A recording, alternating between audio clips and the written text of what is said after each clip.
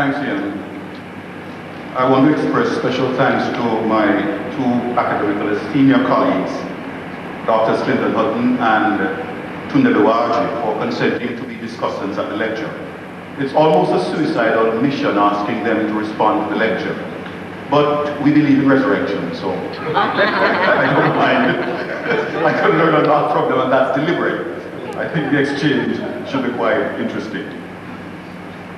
Over the last 500 years, Christianity in Africa, and in most countries with people of African ancestry, has been charged with outright racism when non-blacks have headed the hierarchy within denominations, and with inverse racism when blacks have headed the hierarchy within denominations. To these charges, the church has had to plead guilty, or at least guilty with explanation, not a technical legal plea. And the church has had to do this not of its own volition, but under pressure. Not readily, but reluctantly, and that is very unfortunate. The awful reality is that racism and inverse racism are still within sectors of the Christian church. And in societies where Christianity is the dominant religion, like the Caribbean region, we find that these things trouble us repeatedly, and we have to face them as current realities. We don't know to what extent, though, clinically speaking or scientifically speaking, inverse racism and racism are with us. We suspect and we know it is there. I don't know of any recent study, and I posed it to a learned historian at UWI, Professor Bryan, and he could not recall any current studies done on the issue. But the reality is inverse racism and racism are still with us. There is no question that there are residual negative effects of the chattel slavery experience in the region today. Black people have for too long been under the duress of white people, and their psyches have been affected negatively, and some are just beginning to emerge from the psychological damage. In that regard, I think the enterprise of Afrocentrism, which I see as an enterprise involving a refocusing of the black person's psyche on things African, is designed in part to remind blacks of their roots in Africa and the proud historical and historic achievements of their ancestors. Black consciousness for me is an enterprise that can be seen as intimately related to Afrocentrism, if not identical with it. If there's any edge of difference, for me, black consciousness deals specifically with the need for pride in one's black skin, while sharing with Afrocentrism the concern to refocus the black psyche on things African. So where there is evidence that black people are not at ease concerning who they are, there is going to be a need to assist such persons in improving their sense of ethnic identity and ethnic worth. This assistance, if accepted, will result in pride in the particularity of one's ethnic identity.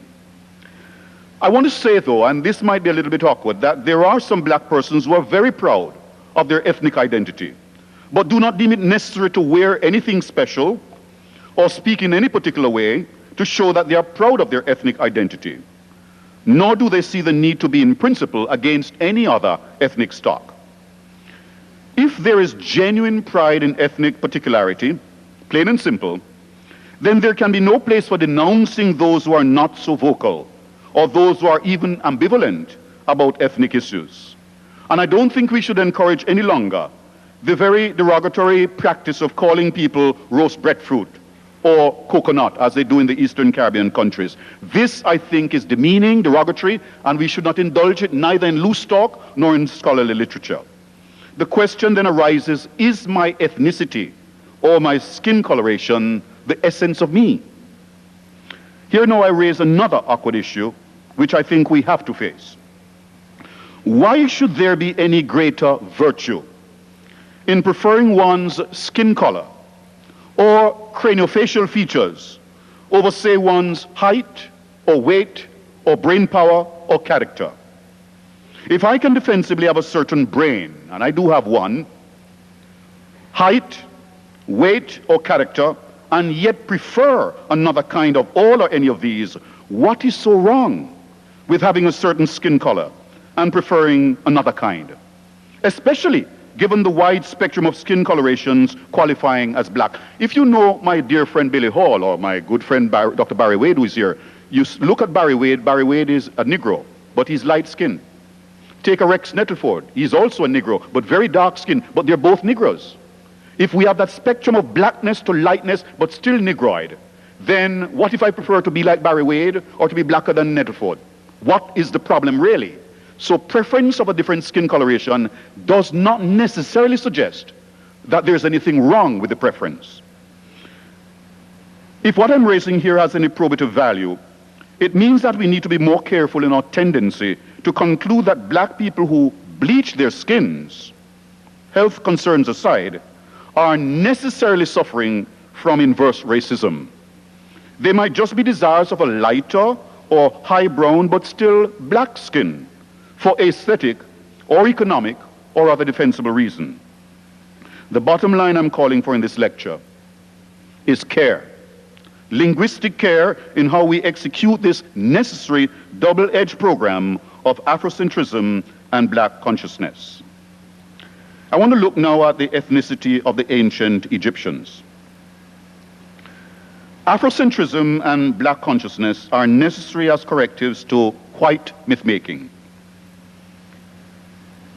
And I want to show, though, that if we are going to tackle the white myth-makers, we must not match black myths with their white myths. So again, I ask for linguistic care as we seek to tackle the white myth-makers. I want to illustrate now the need for a corrective project to white myth-making, as well as the need for care during such a project as we explore the ethnic stock of the ancient Egyptians. I'm going to take a kind of a circuitous path to that, but bear with me. Ponder this quotation from a white man. Quote, "No matter how low in a socioeconomic sense an American white may be, his ancestors built the civilizations of Europe. And no matter how high, again in a socioeconomic sense, a Negro may be, his ancestors were, and his kinsmen still are, savages in an African jungle." The very obnoxious contentions of Henry Garrett, written while he was on staff at the University of Virginia in Charlottesville, USA. In this quotation, you can see the racial pride and the arrogance mixed with an element of truth and some myth. But listen now to a lengthy quotation from that esteemed Senegalese scholar, Sheikh Anta Diop. Quote, "The ancients, Herodotus, Diodorus, Pliny, Tacitus, et al., have unanimously informed us about one fact which had come to their attention and about which they could not be mistaken: the race of the Egyptians. They all tell us that the Egyptians were Negroes, like the Ethiopians and the other Africans, and that Egypt civilized the world. Negroes were the first to invent mathematics, astronomy, the calendar, science, the arts, religion, agriculture, social organization, medicine, writing, technology, architecture. In saying all this, one simply asserts that which is, in all modesty, strictly true, and which no one at this time can refute by arguments worthy of the name," unquote. The racial pride and arrogance are as evident as the admixture of truth and myth. Henry Garrett wrote in 1962 and Diop in 1955, but to this day, there are Eurocentric folk who share Garrett's views and Afrocentric folk who subscribe to Diop's views. I have two basic problems with quotations of the kind I just used from Garrett and Diop. The problem of linguistic carelessness and the problem of flawed arguments. We could call it one basic problem: failing to prove what you have proudly and arrogantly asserted. Every person, like every group of persons, needs to take pride in self, but not at the expense of truth or of respect for others. It is my considered opinion that if the world is to experience genuine harmony of peoples and groups, then pride in who we are must be married to respect for who others are. Indeed, if we reckon with the fact of mixed blood, miscegenation, over millennia, and therefore the relative rarity of any pure race today, racial pride would be tempered with humility, and racist arrogance would be seen as an exhibition of vanity. The accident of what we have done or achieved, personally or ancestrally, can ground our pride, but should be seen as secondary to the fact that all of us in the human family are alike human persons created by and in the image of God. It is the recognition of our common God connection, if taken seriously, that can foster genuine respect for all peoples. I am not significant simply and solely because my ancestors were great builders of dynastic Egypt or of ancient Mediterranean societies. I am, therefore, I am significant. Both Garrett and Diop need to be probed and questioned somewhat, because, as Frank M. Snowden Jr. correctly says, quote, "The time has come for scholars and educators to insist upon truth, scholarly rigor, and accuracy in the reconstruction of the history of blacks in the ancient Mediterranean world," unquote. Let me look now at Garrett and white myths. If you remember Garrett's quotation, which I regard as offensive, he has no serious regard for black people and their history. If you remember that quotation, I won't remind you just not to boil your blood even more. We can concede that there were and there are possibly Africans who could be legitimately described as savages. But what would Garrett say if he knew that before the modern malady of color prejudice, blacks were not stereotyped in Egyptian, Greco-Roman, or Christian records as primitives or savages? And I'm tempted mischievously to seek a comment from Garrett and his kind on the fact that Strabo, a Greek historian and geographer, regarded whites, not blacks, as the most savage. For Strabo, the ancient inhabitants of Ireland were even more savage than the Britons, because the ancient Irish deemed it honorable to eat their fathers when they died and have sexual intercourse with their mothers. Now, assuming that Strabo's observations are historically reliable, are the modern Irish to be labeled and libeled because of an unfortunate episode in history? I don't think so. I would not place before Garrett and his kind the more debatable historical claims of some Afrocentrists, but neither can we fail to lay out even a minute portion of the incontestable legacy of ancient Negroes. From the ancient Egyptian records, especially from Egyptian art, we know that the peoples living south of Egypt, in Lower and Upper Nubia, had features that would qualify in modern terms for the description Negro. Now, I know this is tricky. What exactly qualifies you necessarily and sufficiently as a Negro? Very tricky. But I'm going to use the standard craniofacial features. They had on the whole dark or black skins, broad noses, thick lips, and tightly coiled hair. Maybe necessary but not sufficient. Some might even argue neither necessary nor sufficient. But generally, if you're going to call me a Negro and I ask you why you call me a Negro, you're going to pick out one or two or three of those features. So I think it is fairly safe to use those.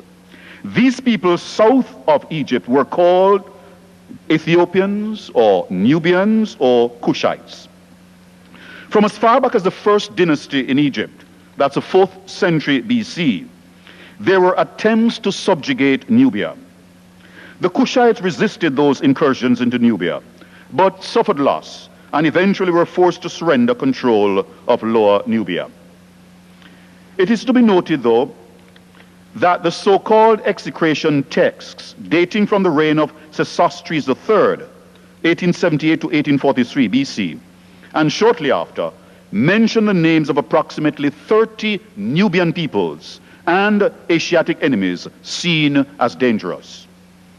By the late intermediate period, 2nd century BC, the peoples of Kerma, near the Third Cataract, extended their influence northward, and their rulers gained control of Lower Nubia over the pharaohs. King Kamose of the 17th dynasty, 1650 to 1567 BC, admits to a shared rule of Egypt with Kushites and the Hyksos. The skirmishes between Egypt and the Kushites continued for about 700 more years, until the rise to prominence of the Napatan kingdom of Kush, which conquered Egypt and ruled it as the 25th dynasty from about 750 BC to 663, when the Assyrians drove them out of Egypt. Nonetheless, the Napatan kingdom of Kush thrived until AD 350. The capital of the kingdom was moved from Napata to Meroe, further south, thus giving rise to the Meroitic kingdom of Kush. The Meroitic kingdom of Kush was destroyed by the kingdom of Aksum, popularly called in the ancient literature the kingdom of Abyssinia. We now associate that with Ethiopia.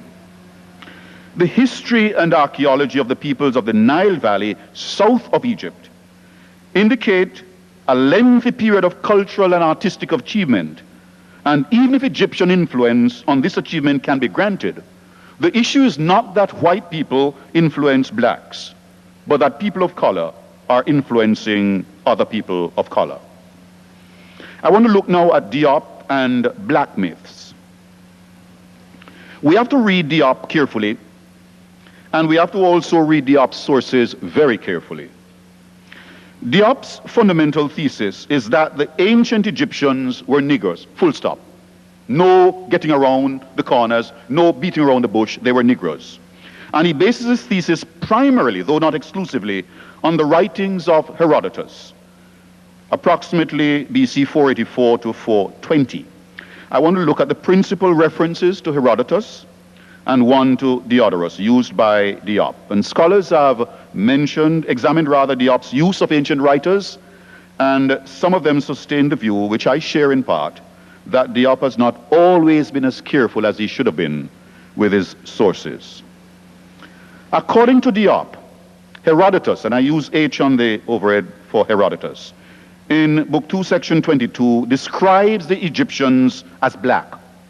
However, as Richard Morney points out, the reference cited by Diop does not speak of Egypt, but of Libya and Ethiopia, from where the Nile comes. The context in Herodotus finds Herodotus attempting to explain the three stories or theories concerning the flooding of the Nile advanced by certain Greeks. And while explaining and rebutting these views, Herodotus says, quote, according to this, the water of the Nile comes from melting snow, but as it flows from Libya through Ethiopia into Egypt, that is, from a very hot into a cooler climate, how could it possibly originate in snow? Obviously, this view is as worthless as the other two. Anyone who can use his wits about such matters will find plenty of arguments to prove how unlikely it is that snow is the cause of the flooding of the river. The strongest is provided by the winds, which blow hot from those regions. Thirdly, the natives are black because of the hot climate, unquote. The natives are Libyans and Ethiopians. Diop misread this as speaking about Egyptians. The Greek text of the section calling the inhabitants black uses the word melanese in Greek, which approximate what we would call today very, very black, coal black, or jet black. So the Libyans and Ethiopians, according to Herodotus, were very, very black. Herodotus, in Book 2, Section 58, according to Diop, uses a black dove, which was symbolic of an Egyptian woman. To be more precise, Herodotus is reporting what allegedly he heard concerning the origin of oracles in Dodona in Greece and also in Libya. He heard one version from the Egyptians concerning 2 women stolen from thieves, and a quite different one from the priestesses at Dodona. Concerning the version from Dodona, Herodotus declares in Book 2, sections 55 and 57, quote, 2 black doves, they say, flew away from thieves in Egypt, and one of them alighted at Dodona, the other in Libya. As to the bird being black, the priestesses merely signify by this that the woman was Egyptian, unquote. If one accepts the symbolism of the version from the Greek priestesses, then the most one could defensively say is that the Greek priestesses saw Egyptians as black. The Greek word for black here is not melanese, jet black, but melinas or melinan. And melinas means black or dark, but not as black as melanese. Remember, melanese is used for the people in the south, Ethiopians, Libyans, and Nubians, or Cushites. According to Diop, Herodotus in 2:104 shared the view of the Egyptians that the Chalcedons were descendants of the Egyptian pharaoh Sesostris, because the Chalcedons, quote, are black and have crinkly hair, unquote. Now, has Diop been faithful to Herodotus? Yes and no, as the fuller context or text reveals.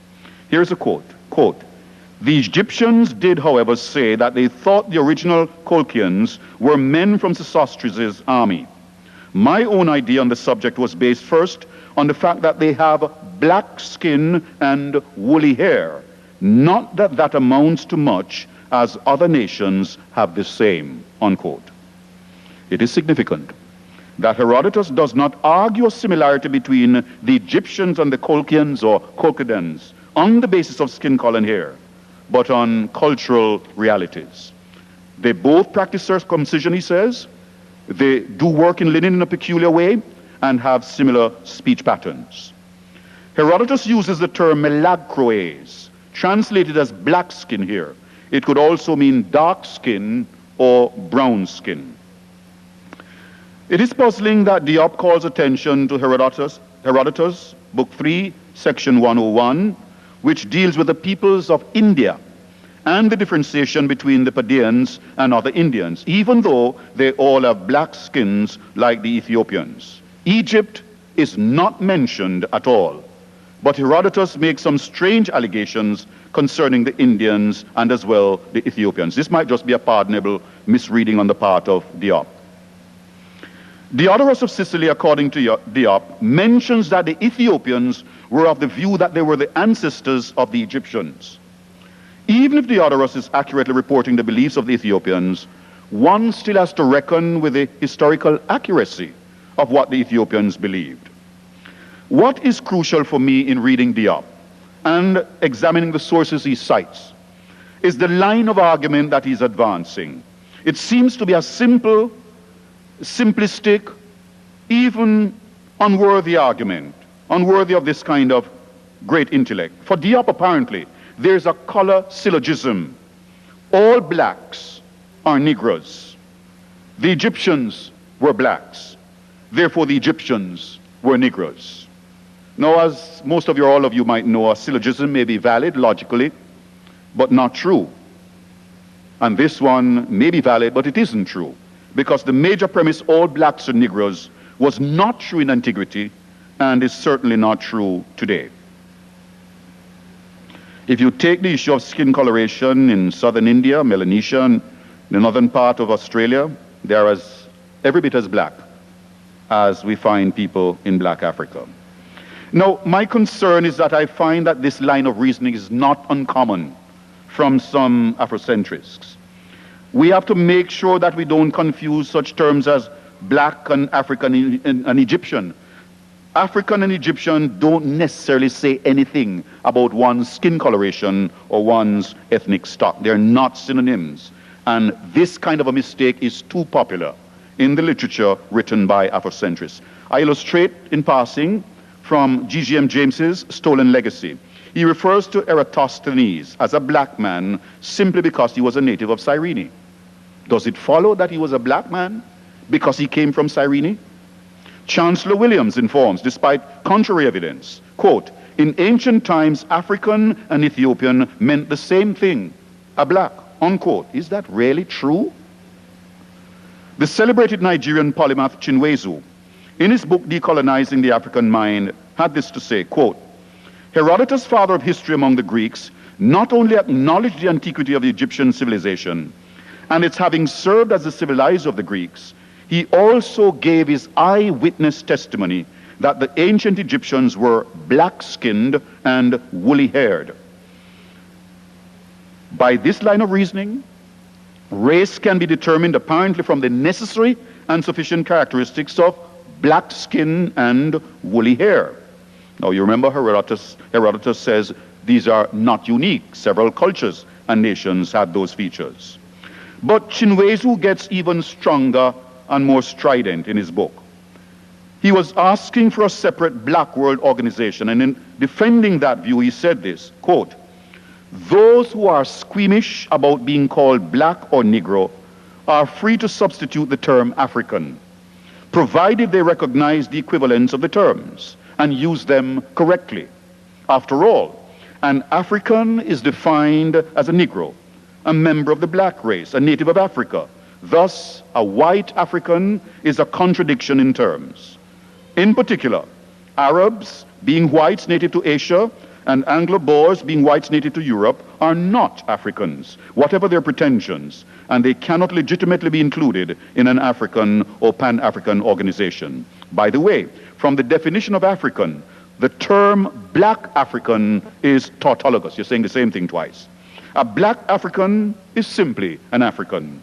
White settlers in Africa are simply white settlers in Africa, unquote. Now, with all due respects to Chinwezu, this is far too stipulative and very awkward in terms of the logical content. And I'm tempted to ask awkward questions. On the lips of a black man and Negro, these are awkward questions.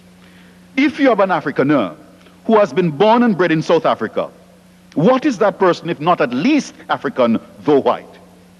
What of the coloreds in South Africa who have been born and bred in South Africa? Are they not at least Africans, though not Negroes?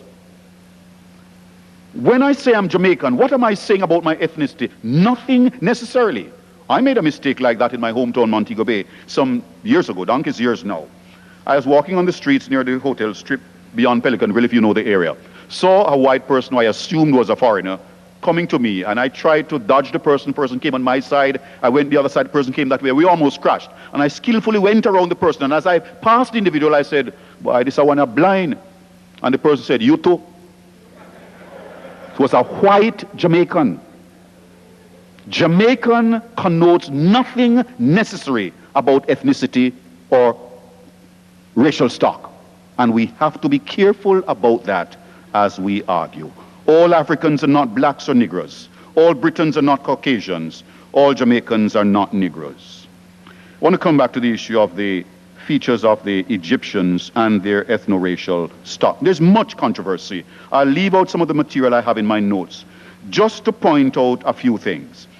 That the modern phenomenon of race consciousness and pride has prompted modern Afrocentric and Eurocentric thinkers to seek to claim in a racially exclusive sense the achievements of the ancient Egyptians. But what did they look like?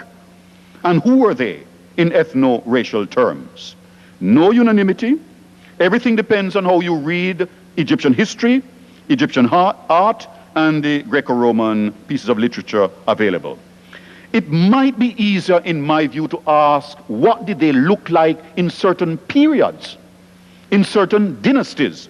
Because as you all know, based on what I said earlier, if there were incursions into Egypt and Egypt was subjugated at points by blacker people from the south, then they might look a certain way if there's a mixed blood for centuries.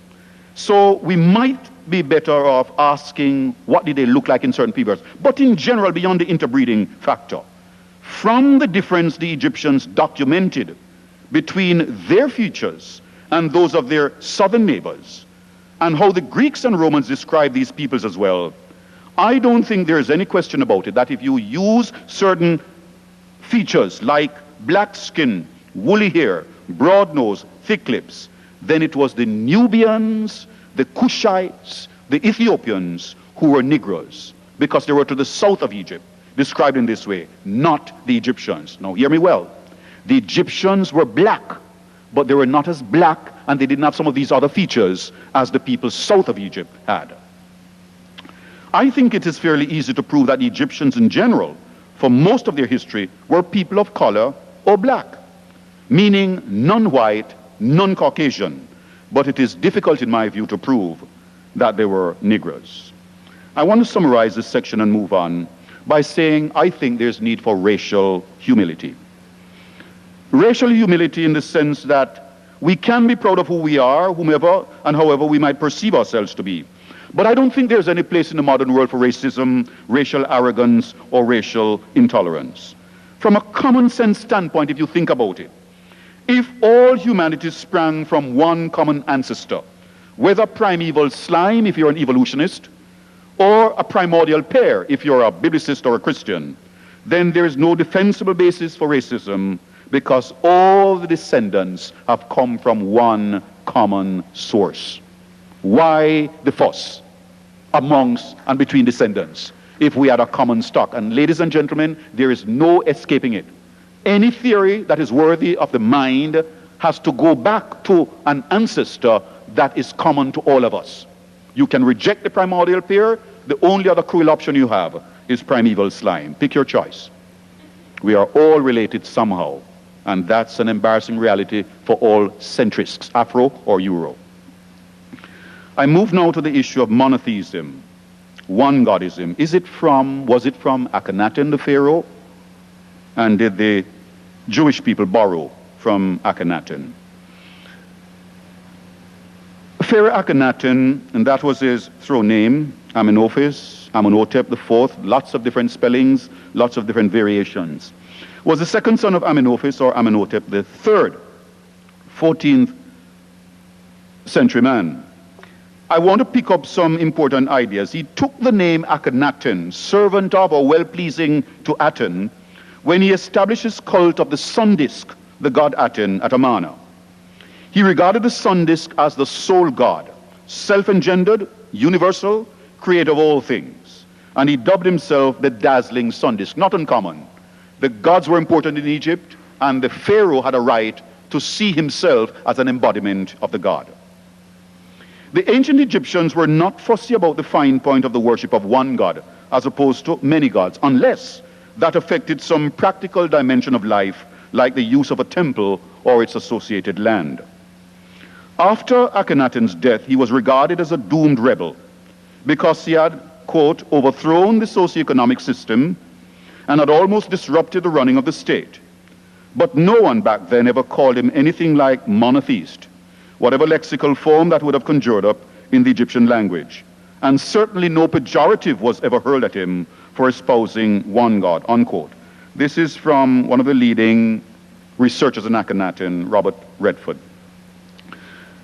The notion of a supreme God or sole God appeared before and after Akhenaten, in that the sun god was for quite a long time before Akhenaten regarded as being of high esteem in the theology of Heliopolis, or the sun city, literally. And Aten was an old name for the sun disk. Now I'm going to jump some material just to mention that the ancient Egyptians regarded the supernatural as manifest in plural forms. You with me, baby? Page 15. Gods, powers of heaven and earth. And during the sophisticated pharaonic state in the 3rd millennium BC, the pantheon of gods became highly centralized and hierarchically ranked. So you have a number of gods, but you could have a supreme god. Amun was the chief god of the Egyptian pantheon.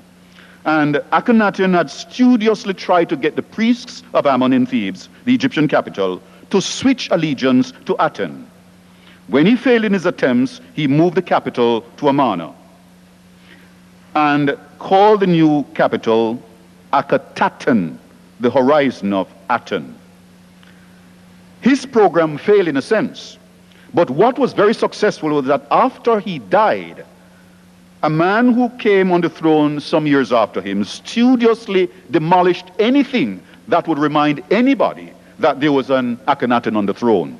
They would use his steles or stelae to use to rebuild other buildings. So for quite a number of years in the modern world, nobody could find out anything about Akhenaten. By chance, they discovered some columns and tombs that gave you some hints. But the major written source of Akhenaten's view of the Aten or the sun disk comes from a hymn in praise of the sun god, inscribed in the tomb of Aya, his private secretary, and a man who was pharaoh for about 4 years. I give you the reading of the hymn. Let it be known there's not much more that you can find anywhere to tell you anything about what Akhenaten believed in terms of the one God. When thou settest in the western horizon, the land is in darkness, in the manner of death.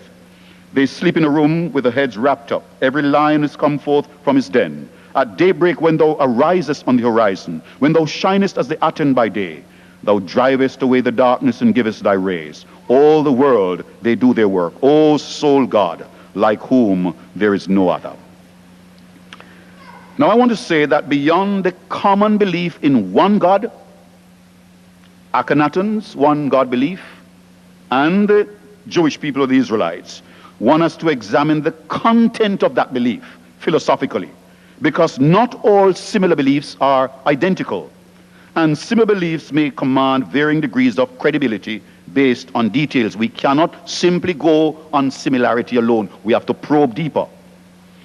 In a symposium on aspects of monotheism at the Smithsonian Institution in 1996, the leading authority in the world on Akhenaten, Donald Redford, along with 3 other specialists, faced the audience in a Q&A session. And they asked several questions pertaining to one Godism, the links between Egyptian one Godism under Akhenaten and that of the Israelites. And Redford is answering a question. Here's a question. In your judgment, did Egyptian one Godism influence early Israelite theology? This is what Redford said. Well, if you mean Akhenaten, I don't think it did at all. There is the fact that the traditional monotheism of Moses speaks of one God. And Akhenaten makes it clear that he's dealing with a single God. But Egypt in the Iron Age and later, when Israel and Judah were coming into contact with it, was noted for the multiplicity of deities. Egypt was anything but monotheistic during the Iron Age. Moreover, the monotheism of Akhenaten is so distinct from Yahwism that I wonder why the two are compared. Really, there's very little to Akhenaten's religion. It's been pointed out, for example, that Akhenaten's religion is devoid of ethical content. In Mosaic monotheism, the ethical content is quite extensive. No, I don't see any link, unquote. I want to point out that there is an acute and fundamental philosophical difference between the monotheism of the Bible and that of the Egyptians. The God creator of the Bible is infinite and a person, whereas that of the Egyptians in general, and Akhenaten in particular, was the sun, a contingent entity, a created entity, a thing that came into being in time. The philosophical difference is that biblical monotheism wields explanatory force concerning the origin of anything and everything, including persons and mind, because God is infinite and personal, whereas Egyptian concepts of God and Akhenaten's monotheism lack it, because a contingent material entity is giving rise to everything, including persons and mind. This is a neglected problem for any alleged theory of stealing, borrowing, or influence concerning Egyptian concepts of deity and the biblical one. It is a philosophical note that in spell 15 of the book of Going Forth by Day, popularly called the Book of the Dead, the sun is hailed as the sole deity and as coming into being in time. Here's a quotation. Hail to you, O Re, at your rising. O Atomarakti, the unwearying stars acclaim you. The imperishable stars worship you when you set in the horizon of Manu. The sole one came into existence in the sky before the plains and the mountains existed, unquote. If you check the Bible, you find a different reality. Very uniquely, the Bible talks about God as existing before time. If we are fussy, sans creation, God existed. Without creation, God existed. Things are done by God before the beginning of time, before the world began. I want to note as well the popularity of pictorial and carved depictions of deity in Egyptian sources, and the central taboo on graven images of Yahweh in the allegedly borrowed or stolen Ten Commandments.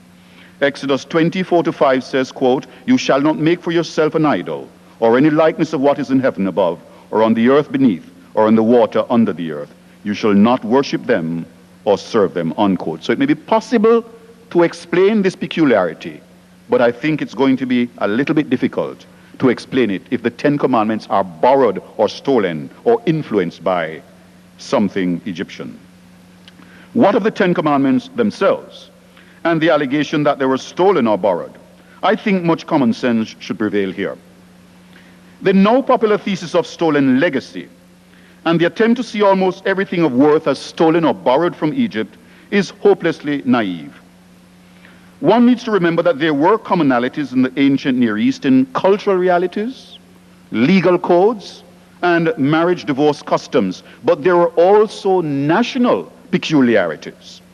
Additionally, the fact that document A is prior to document B and looks similar to B does not mean that B was copied from A.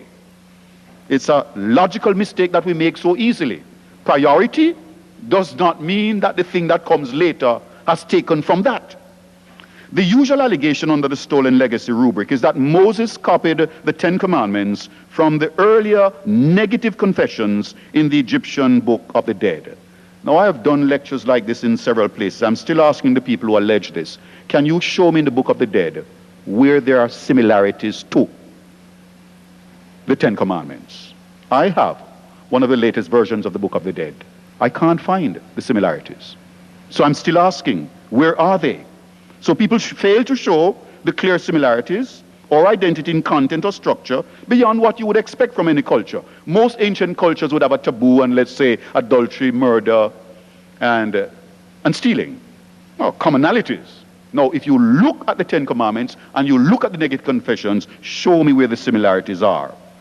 Nor have such critics been able to explain the peculiarities of the Ten Commandments that have no likeness in the negative confessions, like the critical taboo on graven images and the centrality of the Sabbath. Did they get this from Egypt and from the Book of the Dead?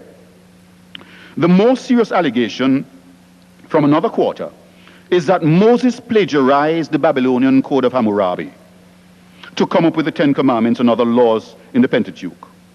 Now, we have to concede that there are structural and thematic similarities between Hammurabi's code and sections of the laws in the Pentateuch. But the differences are very striking, and there's nothing in Hammurabi that closely matches the Ten Commandments. Now to the issue of Christianity and the mystery religions. Did the major doctrines of Christianity come from the ancient mystery religions? What really were the so-called mystery religions? There is a popular view drawn from George James's Stolen Legacy, Greek philosophy, stolen Egyptian philosophy, that there was an Egyptian mystery system, Masonic to the core, involving worship centers and schools, which was the wellspring of Greek mystery religions. James cites the 1909 book, The Ancient Mysteries and Modern Masonry, written by a 32nd degree Mason, the Reverend Charles H. Vail, as his principal source for ideas concerning the Egyptian mystery system. James, after a long quotation from Vail, concludes, and I quote, "I am fully convinced that an Egyptian Grand Lodge of ancient mysteries actually existed some 5,000 years ago or more on the banks of the Nile in the city of Thebes, and that it was the only Grand Lodge of the ancient world whose ruins have been found in Egypt, and that it was the governing body which necessarily controlled the ancient mysteries together with the philosophical schools and minor lodges wherever they have happened to have been organized," unquote. What has come to light, very embarrassingly, is that James was led astray by Vail, who misunderstood his prime source, Plutarch's on Isis and Osiris. Again, the issue is we cannot simply parrot back what parsons tell us that a text says. We have to look at the text for ourselves. We cannot simply parrot back what some leader in the Afrocentric world or the Eurocentric world says. We have to check the text for ourselves.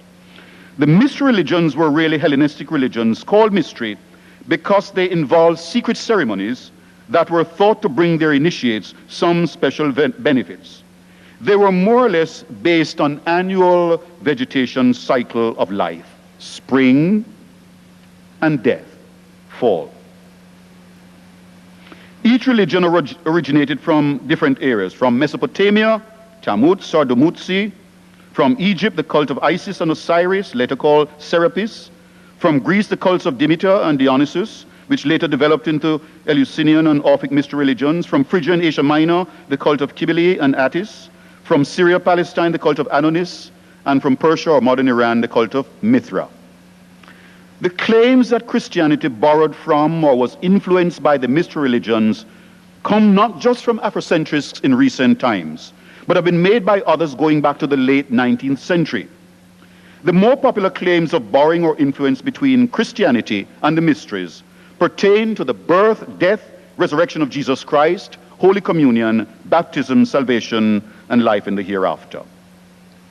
Before I respond to some of the claims of borrowing or influence, I want to point out that it is always crucial to check the dates of the documents providing the evidence of borrowing or influence, and the means of the borrowing or influence, plus a careful look at the details of the alleged similarities. The death resurrection of Jesus is said to be drawn from the accounts of one or other of the dying resurrected gods, Tammuz or Dumuzi, Osiris, Adonis, or Attis. What is the textual evidence, though? There are serious problems here in terms of dating. The allegation that Tammuz or Dumuzi was resurrected by the goddess Inanna Ishtar is an assumption, because the end of the text concerning the myth of the descent of Inanna is not available. If we don't have the text, how do you know? The poem, The Death of Dumuzi, clearly says that Inanna, far from rescuing Dumuzi, sent him to the underworld as her substitute. No resurrection in the documents. Adonis has no evidence of a resurrection in the early texts about him or in pictorial representations of him. And the four texts that speak of his resurrection are quite late, dating from the 2nd to the 4th centuries AD. Christianity flourished in the 1st century AD. So the existence of Christianity 1st century cannot be influenced by documents which are later than 1st century. Attis, the consort of Cybele, has no textual evidence seeing him as a resurrected god until after AD 150. The major resurrected god, though, that critics claim provided a model from which Christianity borrowed or by which it was influenced, is the Egyptian Osiris, husband of Isis. As the myth goes, Osiris was murdered by his brother Seth, who sank the coffin with Osiris's body in the Nile. Isis found the body and returned it to Egypt, whereupon Seth found the body, cut it into 14 pieces, and scattered these widely. Isis finds every piece again. From this point on, the versions differ. Some versions of the myth simply have Osiris as king of the underworld. Plutarch, writing in the 2nd century AD, has the most complete version of the myth of Osiris, including a twofold resurrection by Isis. But there's a major problem here concerning Osiris as a model for Jesus' resurrection. Immortality for an Egyptian does not require resurrection of the body. That's a grave and mortal error or blow. The resurrection for Egyptians is not an issue. To be immortal, your bar and your car just simply need to hover around your body. That's why they mummify people and they put food in the coffin, or they have pictures of food nearby. But they never have any concept of resurrection as crucial.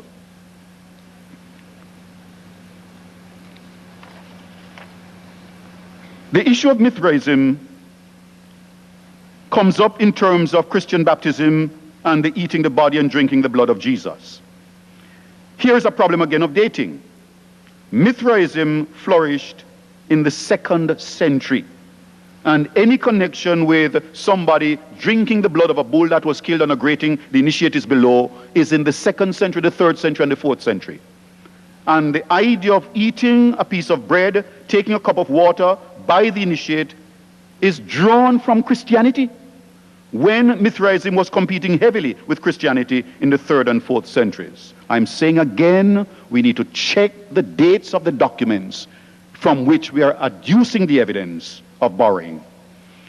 There is no mystery religion link alleged with them, but it may be helpful to deal with 2 charges before I close this section. The notion that the cross in Christianity is borrowed from the Egyptian ankh, a symbol of life. And second, the claim that the virgin birth, or more correctly, the virginal conception of Jesus Christ, has parallels prior to the 1st century AD. The issue of the cross can be dismissed easily. The Christians did not choose it for the punishment. The Romans did. So if you want to blame anybody for borrowing, blame the Romans. The Christians simply used the symbol because it reminded them of the awful but sacrificial substitutionary death of their Lord. But they had nothing to do with the selection of the means whereby Jesus would have died. Now, the issue of virgin birth parallels. Many have read or said that the biblical idea of Jesus having been born of a virgin is not only paralleled in other cultures, but is drawn from one or other of these other cultures. The problem is to find historical evidence for virgin birth elsewhere, and to make sure you're dealing with history, not myth. Not a story developed by a culture, but not dealing with a historical individual. 2 scholars from as far back as the 19th century, late and early 20th century, have dealt with this issue. James R. in The Virgin Birth of Christ, 1907, and J. Gresham Machen, the same title, The Virgin Birth of Christ, in 1930. And these 2 writers highlight several things that are important to note. James R. especially has gone through with a fine-tooth comb looking at the alleged parallels.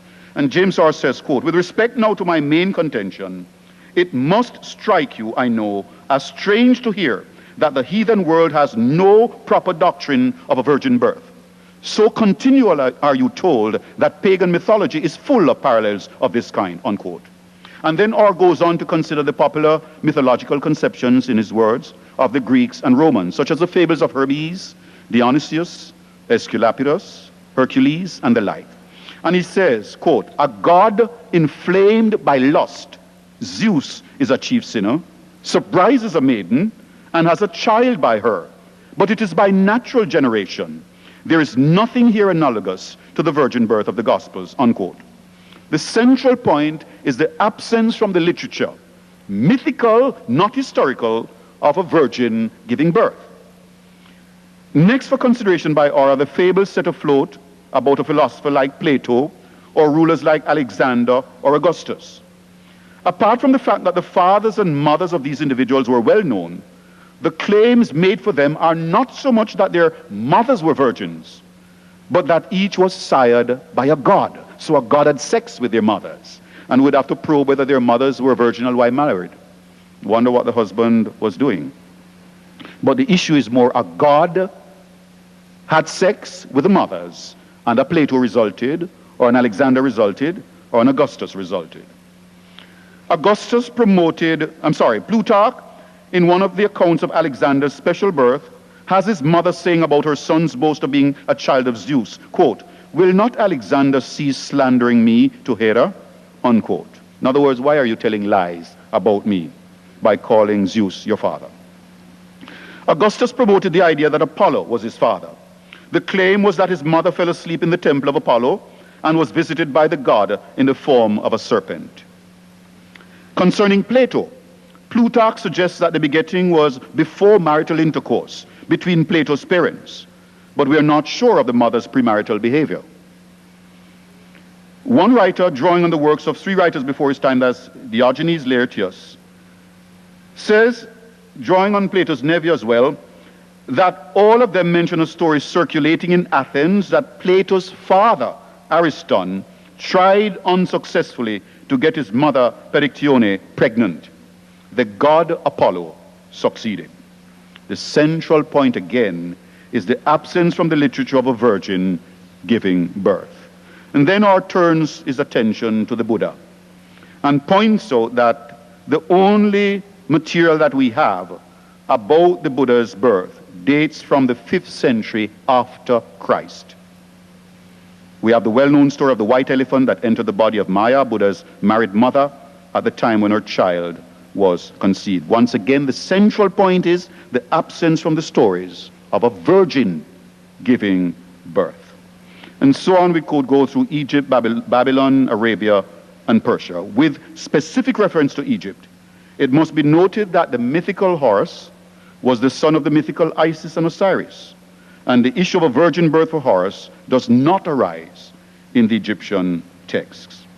So if we set aside the red herring of virgin birth parallels, the careful read of the Gospels will have to deal with the virgin birth claim on other grounds and prove that this cannot be from other grounds, but not because the Gospel writers were drawing from parallels in ancient literatures. My call is, when we are going to make charges, let's read carefully, let's argue carefully, and let's not exceed the evidence that we have available to us. Thank you very much. Ladies and gentlemen, an example of scholarly precision and elocutionary perfection. I think that this presentation by Clinton Chisholm is one that has to be reckoned with very, very seriously, and he has made sure by having as his discussants two persons who are eminently qualified to make such interventions. The first person who will respond to the paper is a black African, Tunde Biwaji, who has been educated in Africa, India, and North America. His first and second degrees, the bachelor's and the master's, were attained at the University of Ife in Nigeria, and his terminal degree was obtained from the University of Ibadan in Nigeria. His particular research interests are epistemology, African philosophy, and culture. He is the author of the book Beauty and Culture: Perspectives in Black Aesthetics, and has also authored over 30 referred articles in international academic journals. He's a senior lecturer in philosophy at University of West Indies, Mona campus, and it is my honor to ask Dr. Biwaji to make the first response to this lecture by Clinton Chisholm. Good evening, ladies and gentlemen. It is a pleasure to be responding to my brother Clinton Chisholm's presentation. I'm not going to try to match the clergyman's delivery. I will try to do, just my little way of looking at what has been done, the background to what has been done, and especially how much of what we have got lead us in the direction in which he was trying to lead us. I thank him for his usually thought-provoking presentation. It's always been like that. I've been here a couple of times to participate in functions hosted by him. My comments will be divided into two parts, one general, the other specific. Those which I regard as general will be dealing with the style of documentation and selection of references. Also, there will be a section on the style of argumentation and method of proof.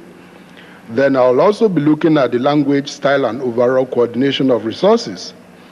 Under the specific comments, I'll be looking at the hypothesis and the success or failure of proof of the same.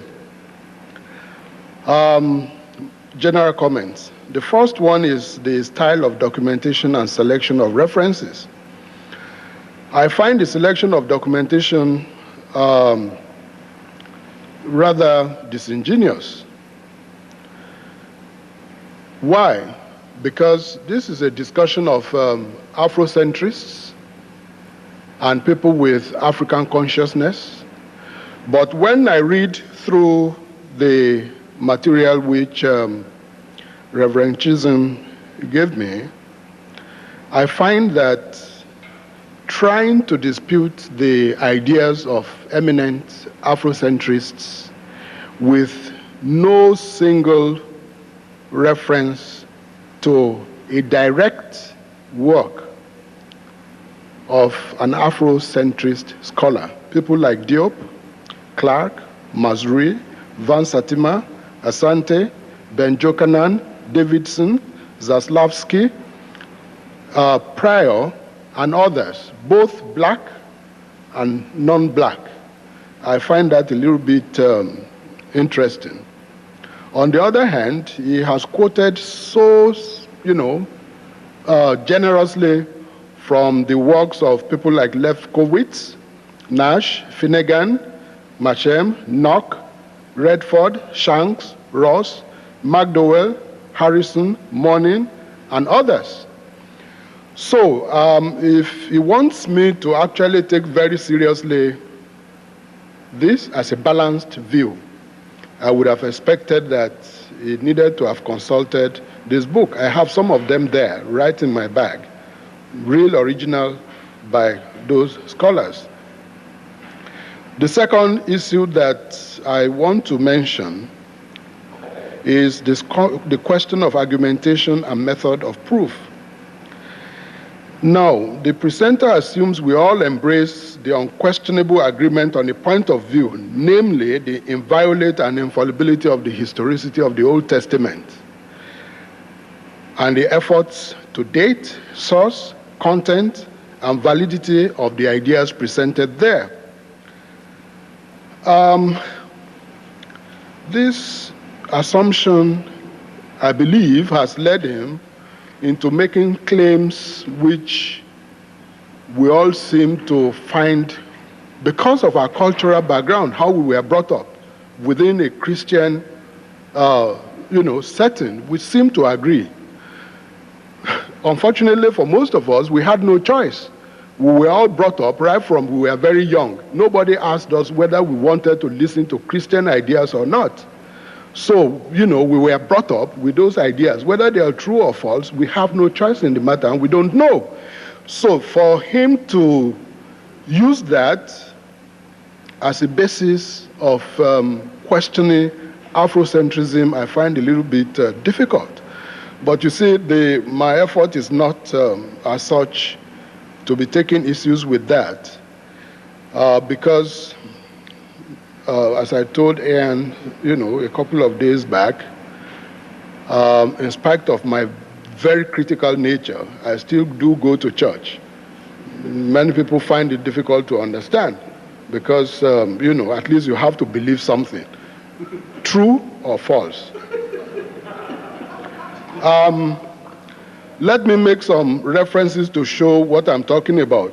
When you look at page 2, the author accuses Diop and Garrett of failing to prove what they proudly and arrogantly asserted.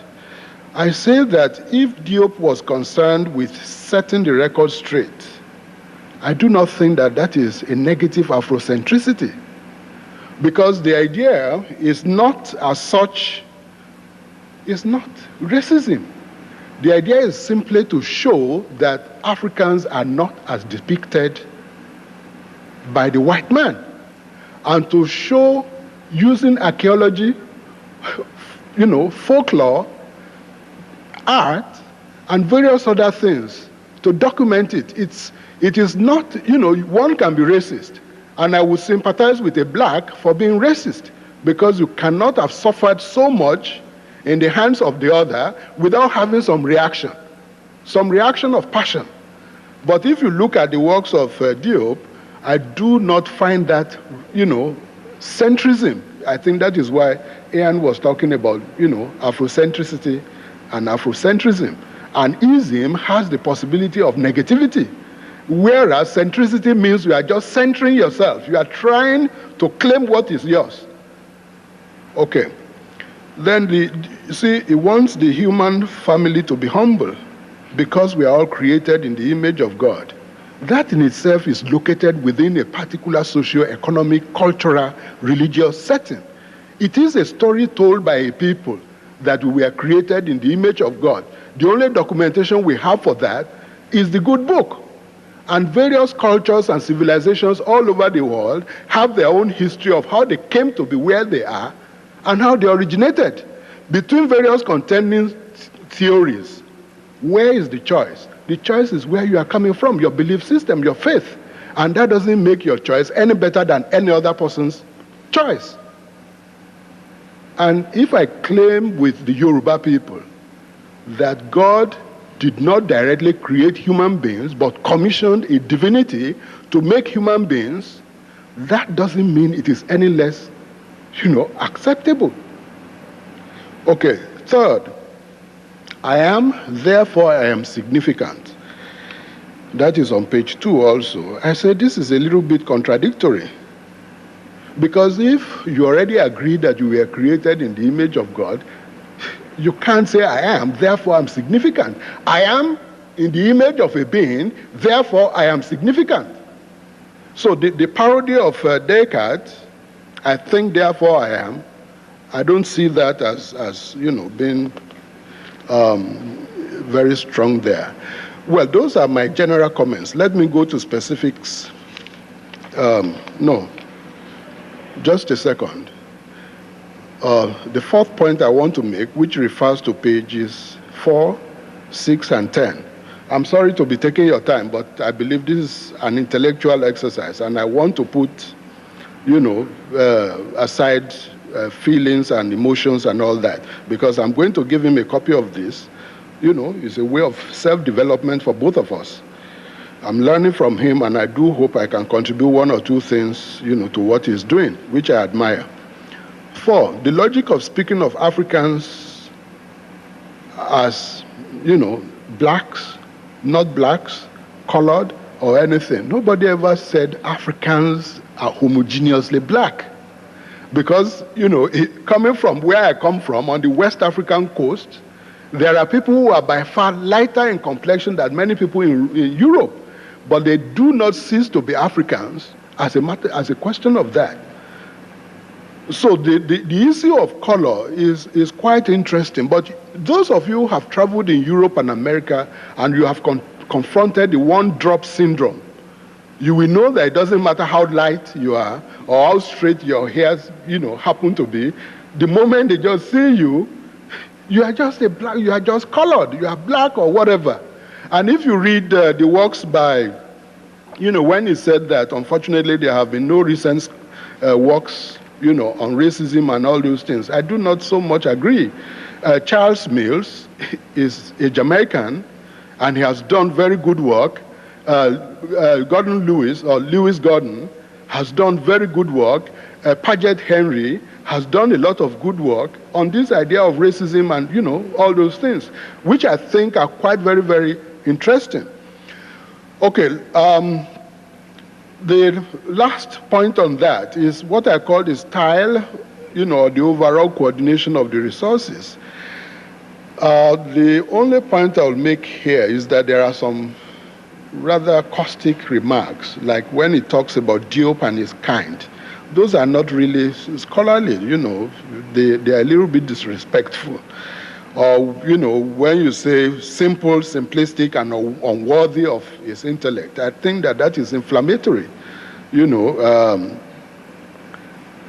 And then, on page 12, he says, think of it. That is a howler. It's a red herring. It need not be in this very kind of serious work. Now, specific comments. The hypothesis and the proof. You see, the overall stated project is to debunk Afrocentrism, aimed at the construction of another myth, the myth of African origin of civilization, and to teach humility. I think this is a very salutary project in itself, but the presentation does not do this. Rather, it read negatively Afrocentrism as a myth, as another myth, or as a reverse kind of racism. Because my way of looking at what Afrocentrics have been doing is simply to set the records straight. Just to show, if you have read Ames Cecil, when he wrote Return to Native Land, he said, "Here to those who have never created anything, those who have never made anything, who never conquered anything, who live in simplicity with nature." I'm just trying to paraphrase, not the direct quotations now. This is the idea of Africans, people who never tamed nature, who had no civilizations, who did not make anything, no contributions to technology, anything. And it's part of what you have in the Caribbean or the New World, the empty baggage syndrome. It is only now that we are beginning to recognize that what you call pan music or jazz, the various things you have, could not have developed from people who were empty, who had no culture, who came from nowhere, non-entities, people living on trees. Like I find myself in Salt Lake City, and children were looking around to see whether I've concealed my tail properly or not. Fortunately, my ancestors are people who have made, so much. I take pride in that because I now learn, not through the white man, but through the works of these Afrocentrists, that my ancestors were not without culture, civilization, science, technology, and all those things. What these people are doing is not just racism. It is, if a Japanese were to come to Jamaica, you don't need to tell him anything before he feels proud. When he looks on your streets and he sees that 9.9 out of 10 cars are Japanese, he feels good. And that is good enough for him to do more. It's self-affirming. And that is what Afrocentrists are trying to do. It is not simply trying to account for this or that, or saying that this is what gave birth to Christianity, and so on and so forth. Let me move on to Chiwezu, Africa for Africans. You see, saying that there are no white Africans, I think is not correct. Because when you look at the crossbreeding and miscegenation that took place in various parts of the world, if you go to southern Spain, if you see the kind of people who are there, you will find such a mixed breed. It is part of centuries or millennia of interaction and intercourse and all those things. The idea about which Chiwezu is trying to show, which I admire, even though the way he has framed it may lead to misinterpretation, is that if I own a plot of land in Jamaica, I must have bought it, or somebody must have willed it to me out of his good or her good intention. Okay? Inheritance or something. Not because I stole it and then I settled there and my generations of my children now claim they are Jamaicans and that they own the property. I don't know if you get my point. My point is simply this. There are white South Africans. Nobody is disputing that because they were born there. I travel on Jamaican passport. My kids are Jamaicans. Okay? Their kids would also be regarded as Jamaicans. But they couldn't just go to Portland and then claim land, drive out the people there, and then claim they are Jamaicans as a consequence of theft. You get my point? Yes, I'm just warming up. Not wrapping up. I get your point. I'm almost through.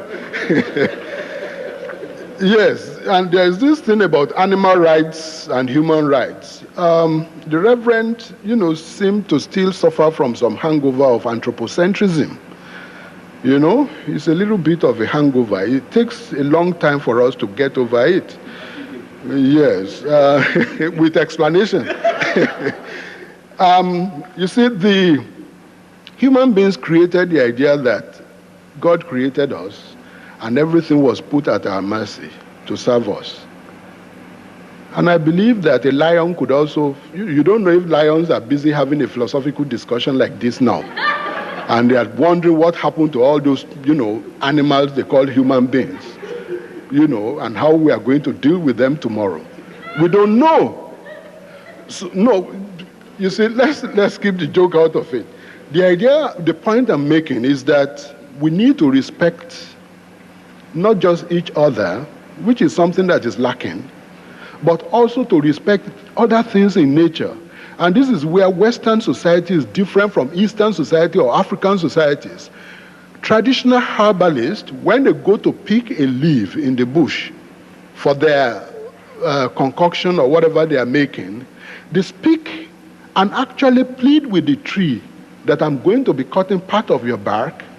I need it to heal someone. Will you please allow it to work? Yeah, you may say that that is ridiculous because this doesn't have this or that. But I'm saying that the idea that human beings grant animals and plants rights is still, a little bit backward. And we need to be recognizing that we are all cycles. We move in cycles, human cycle, animal cycle, everything. Since I've been told to wind up quickly, yes, quotations from the good book. What we find here are assertions, that is where he was talking about thou shalt not do this and all those references to the good book in what I have, page 11, and so on. What we find here are not things that are neutral. They derive from a particular sociocultural and religious point of view. For example, when you look at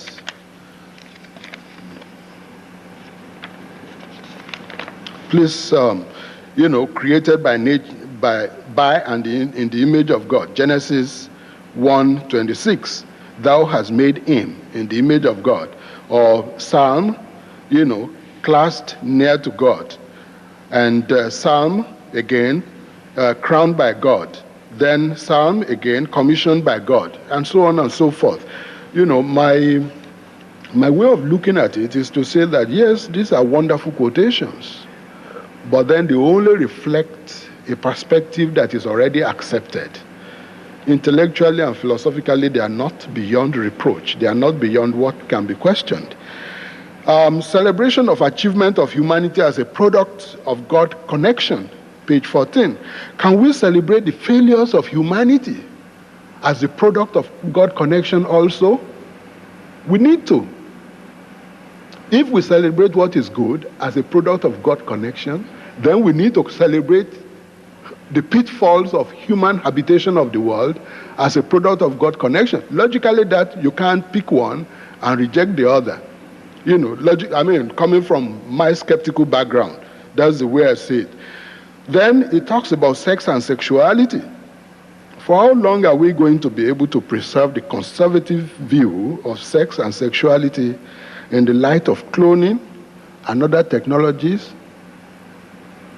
And Bishop Jean Robinson.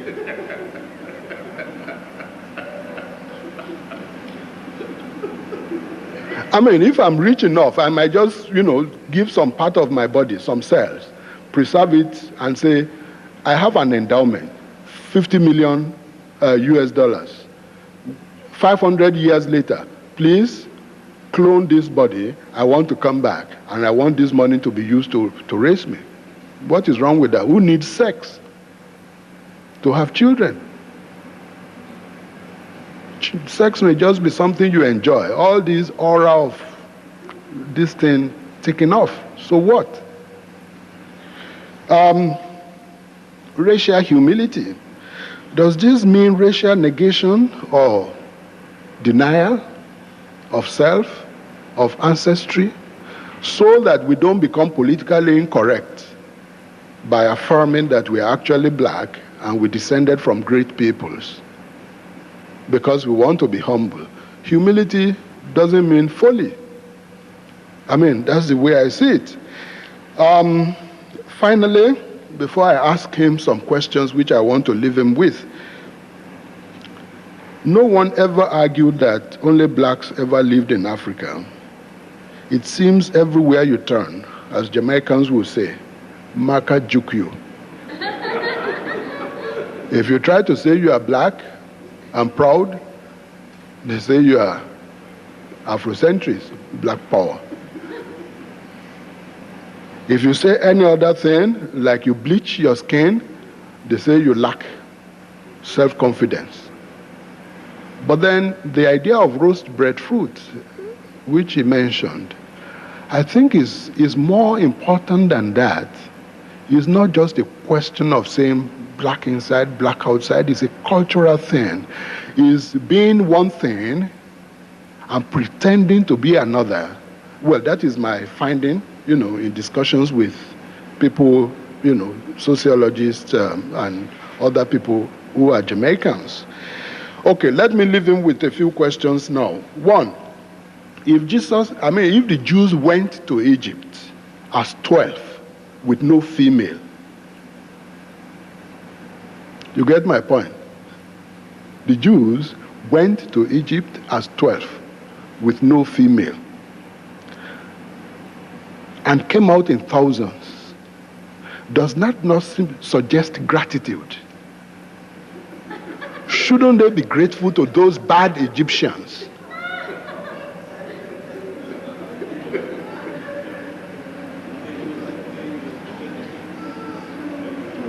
Doesn't that sound a little bit awkward?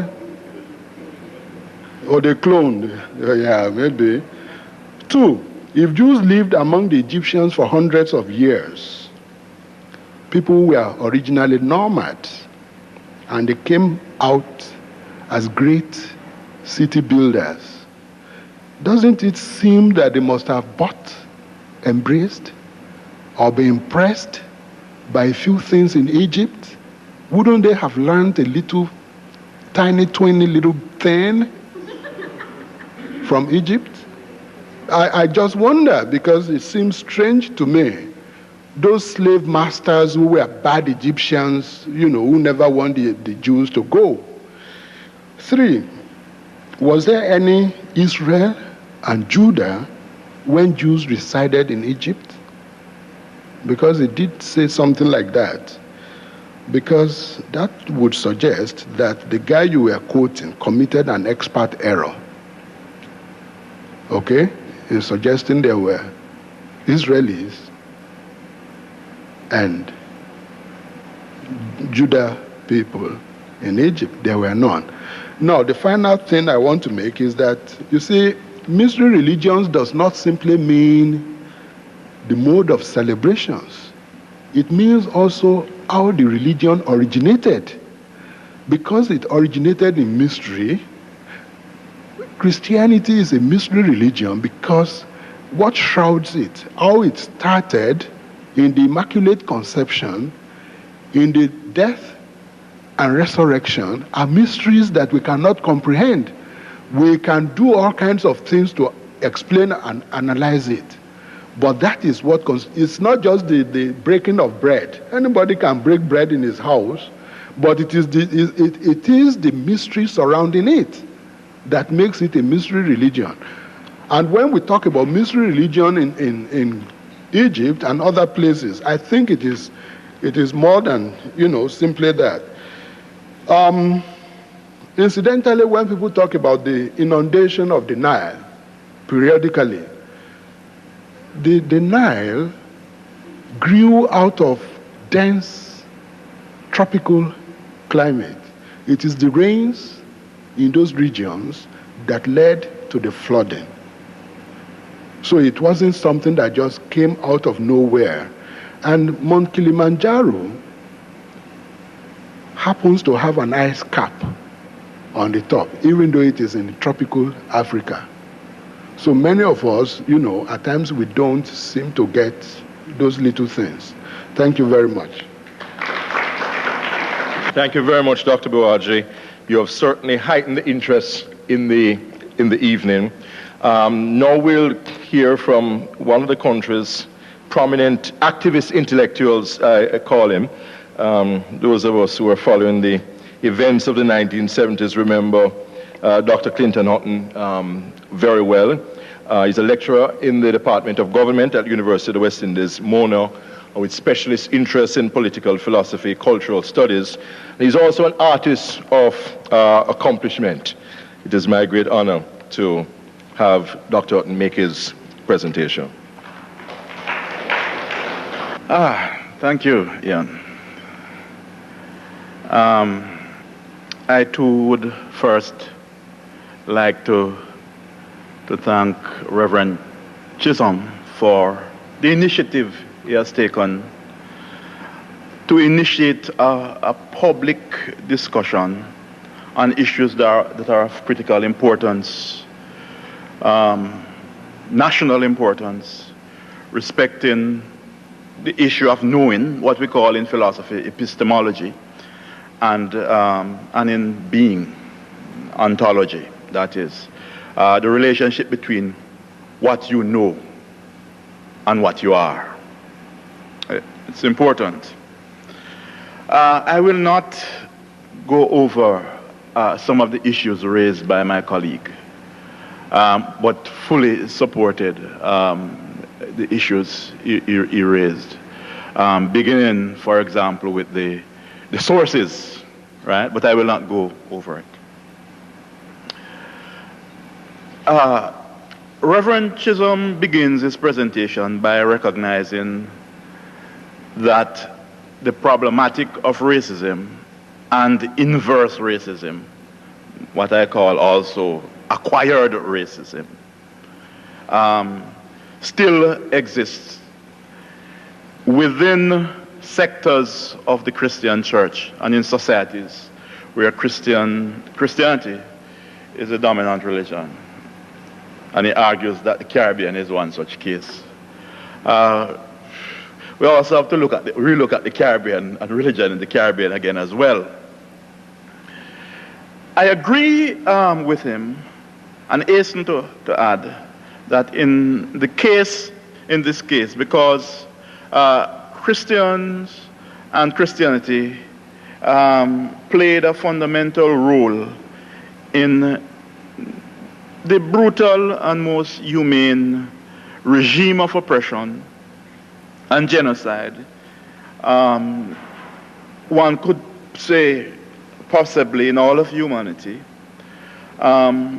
which was reigned on Africans and other non-European peoples by Europeans. The conquest of Native Americans, the genocide committed against them, the enslavement of Africans, the theft of continents and islands in the last 500 years were forms of crusades. That's what they were, forms of crusades. Crusades against blackness, against what is termed primitivism, against barbarism, against heathenism, and against darkness. The church partook in conquest, in genocide, settlement, and the Atlantic slave trade, and blessed this grand European enterprise and justified it as the will of God, as fulfilling the will of God. I agree with Reverend Chisholm that I disagree with Reverend Chisholm that there are residual negative effects of the chattel slavery experience in the region today. I think it is much more than residual. Although I need to affirm that we have made monumental strides in combating the effects of slavery on our humanity, indeed on all of humanity. In this endeavor, black Christian leaders, often influenced by the humanism in the belief systems of their own ancestors and in the best traditions of Christianity, and in the logic and imperatives of their people's struggle for equal rights, justice, racial equality, and the right to self-determination and sovereignty. The assertion of their right to be right and their right to be wrong, as Marley said.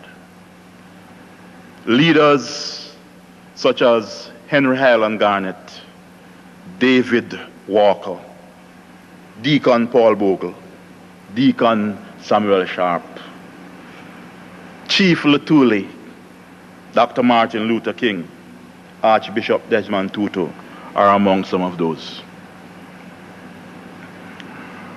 When blacks who are Christians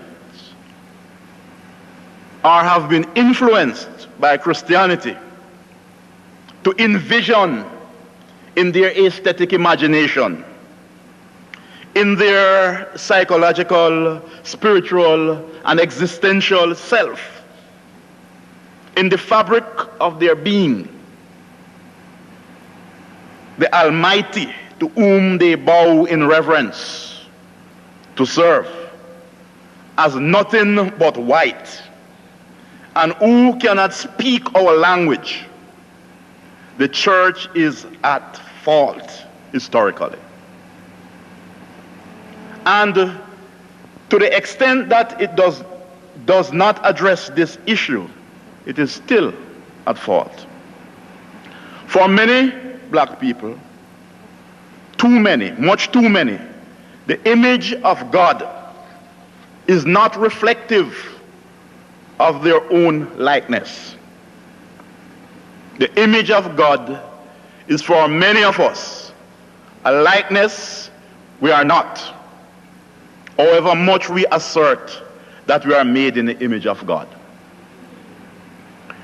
The deification, or rather the demonification of black as sin, or as ugly, or as no good, is deeply rooted in European Christian epistemology and identity, a position some Caribbean Christians find disdainful. So, isn't bleaching a kind of religious act, a spiritual act by the door to lighten our darkness, according to the advertisement? Isn't it an act to rub out the image of Satan?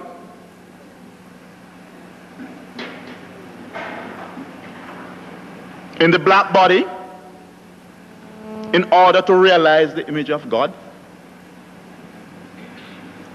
The logic is self-evident.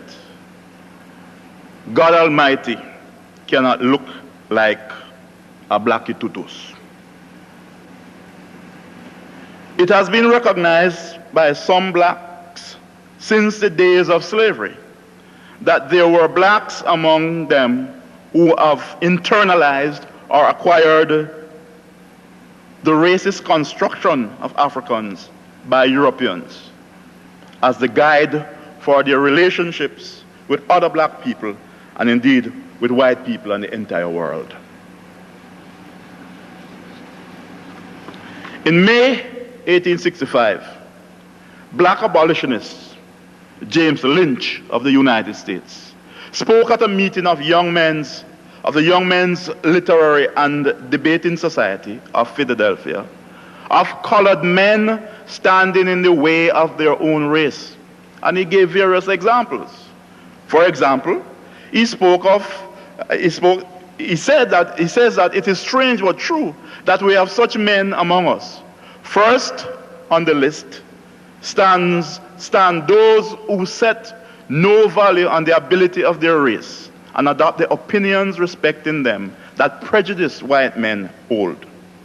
In another class, he notes that there are people, black people, in those who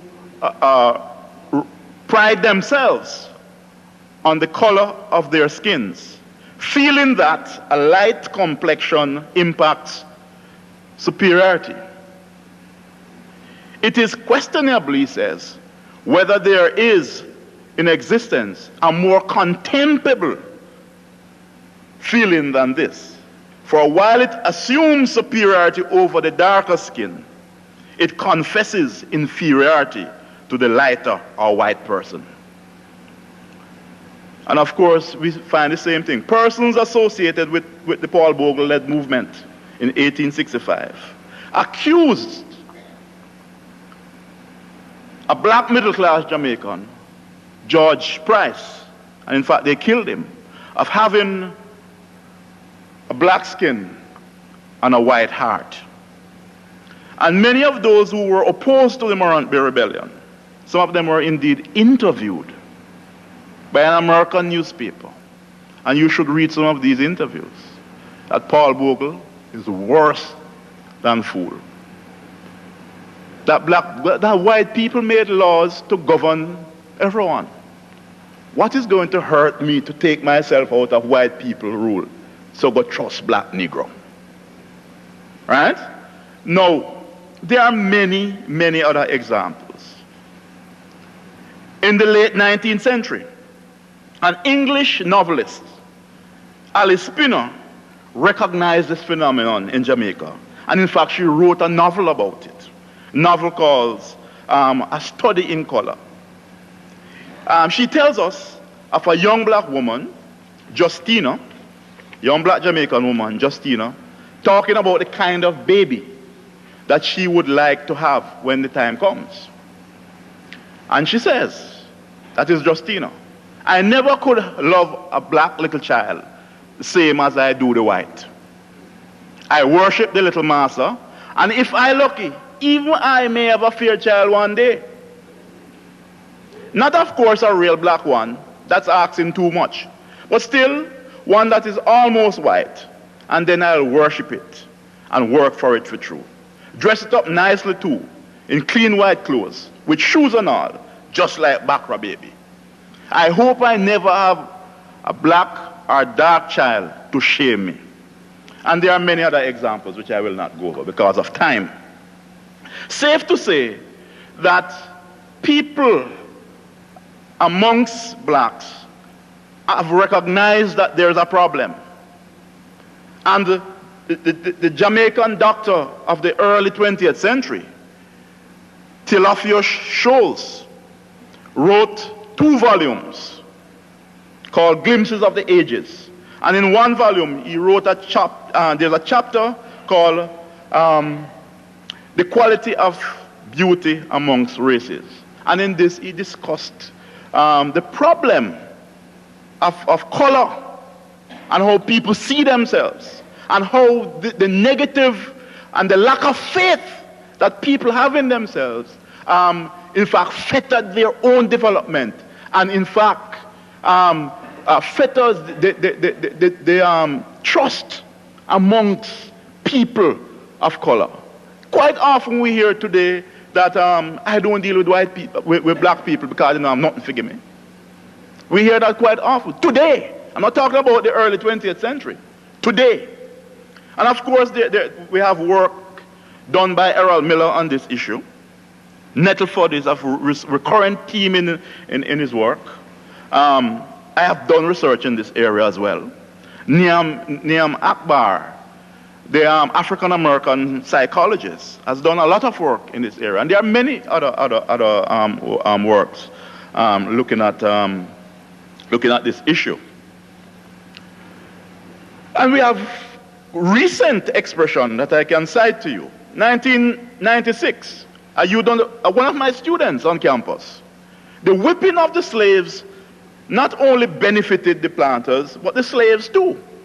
It made them calmer and more civilized. While for the planters, it meant protection from uprisings and a guaranteed success on the plantation. A student who wrote to the Gleaner April 16, 1998, she said, we should be grateful for slavery. And I'm talking about a black student. Look at where we are today, she says. Blacks are involved in every line of work. We even have white employees. I say that the best thing that ever happened in the lifetime of my 4 parents was being taken across the Middle Passage so that their descendants, us, could make something of ourselves. More recently, October 23, 2002, a woman interviewed in the Star about why she bleached. I don't have a problem being black, she tried to convince the Weekend Star. But I don't have a problem with bleaching my body either. She said she will spend as much as it takes to stay brown. Me love how me look now. Every man want me. Bleaching make me look good, so me not stop. I will spend any amount of money upon it, she said.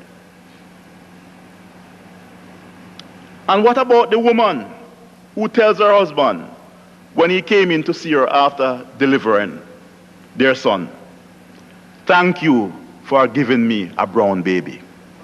And what about the other wife? And this is recent. I know of these cases. And what about the other wife who tells her husband that she does not want to have a girl child because it might look like her and she doesn't like how she looks? So that she wants to have a boy because the boy will look like the husband because the husband look good. These are things that confront us in this country every day. Right? So that we have tremendous pressure on young girls especially.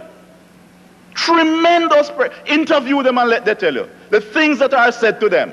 And so by the time they reach 12, by the time puberty sets in, we have the ritual ushering her or them into adulthood of processing.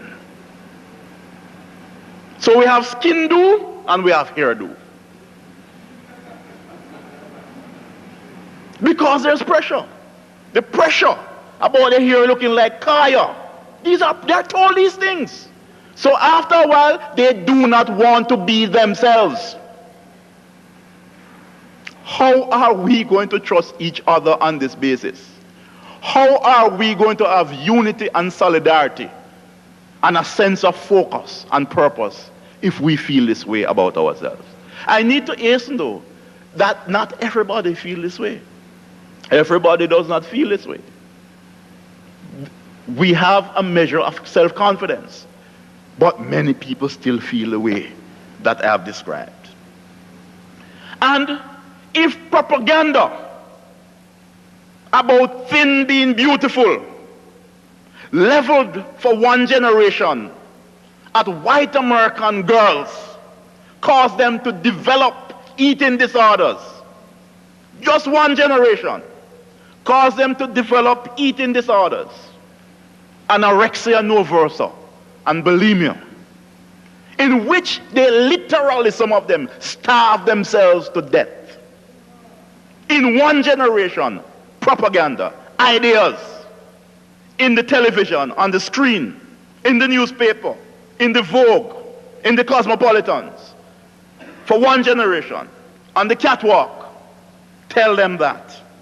And they develop eating disorders. Much less over 400 years of being told, you are no good. Anything black, not good. We see the girl who starved herself to death as a problem. But we don't see the person who do things to themselves, to undo themselves. We don't see that as a problem. And therefore, that is why at one of the points in the presentation about the idea of, what is wrong with, some people, bleaching because they want to have a higher this or a lower that or so on and so forth. There's a problem. Because what we are doing in speaking in that way is that we are not seen. We are not asking the questions that we need to ask. What is it that we have in our society today that is causing people to want to disassociate themselves from themselves? And with all the consequences. We can't simply say it's a matter of choice. Of course, people have a right to do what they want. It's their bodies. But is there anything behind them pushing them to do those things? And shouldn't we question what is behind them pushing those things? The agents of socialization in this country? We should. And therefore, I can't simply say that it's their choice. Education, whether by the media, whether by the educational institutions, whether by the church, the political parties, the trade unions, civic groups, must play a part in the deconstruction of a construct in which people feel that they, in order to be somebody, they must first renounce themselves. And that is where I link this thing with the question of ancient Egypt and the race. The issue that these people were black or dark or brown and a combination thereof, but not quote unquote Negroes. At one time, many people could never associate Egypt with Africa. At one time, people, and even in the books today, Egypt is looked at as something separate and apart from Africa. You know why? Because there is a philosophy, there's a view that people who are black are intellectually inferior to whites. And therefore, it can never, those people who have said this, and the culture of this thing in European scholarship, they cannot then claim that the ancient Egyptians were black or brown or colored, because it would come up against, it would prove their lie.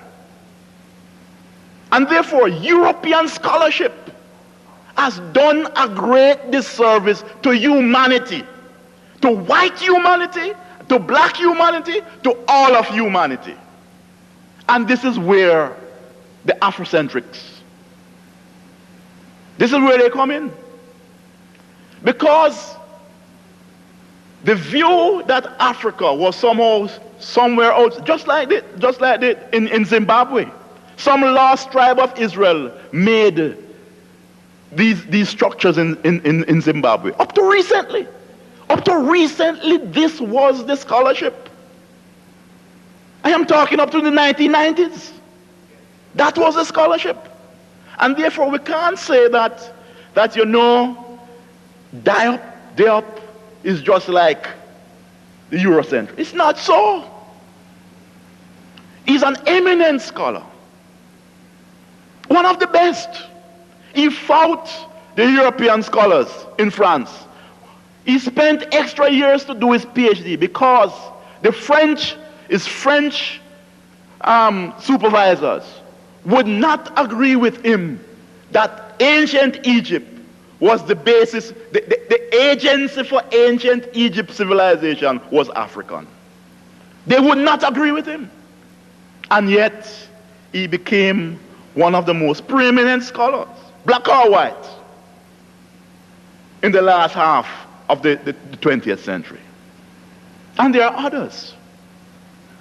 He cannot be compared.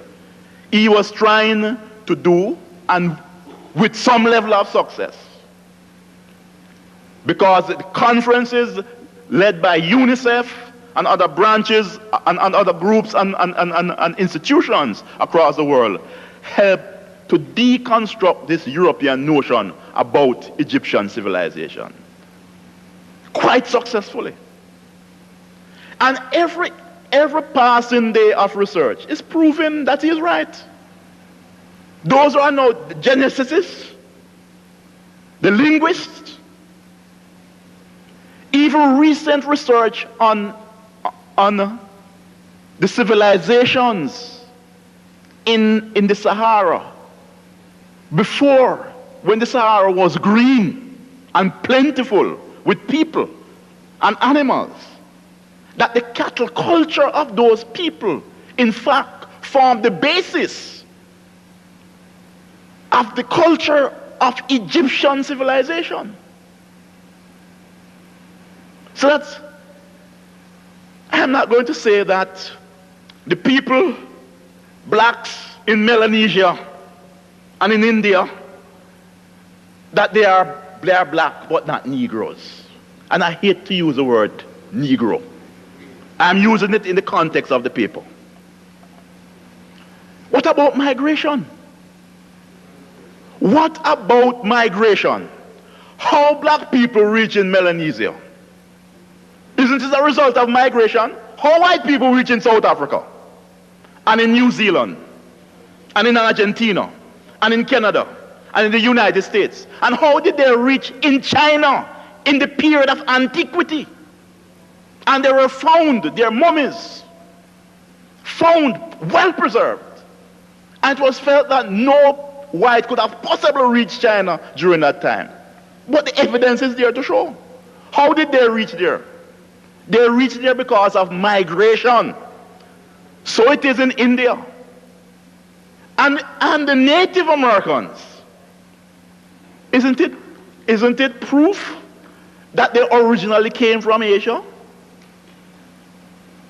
That they are so-called Mongolites? We don't call them that anymore. But they are from the same stock as the people in Mongolia and in areas of China. The same stock of people. So we can very well have black people, and we do have black people in Fiji and in other areas who originally, and migration is not a recent phenomenon in the world. Migration, the first people, it is known, all of the experts now agree that humanity started in Africa. Just like my beloved fruit, the mango, is indigenous to India. And so there were ancient migrations. And for different factors, we have different groups and races of people. But they are indeed the same kind of people. But there are cultural differences. It is modern day Europe who introduced to humanity the concept of race. They introduced it.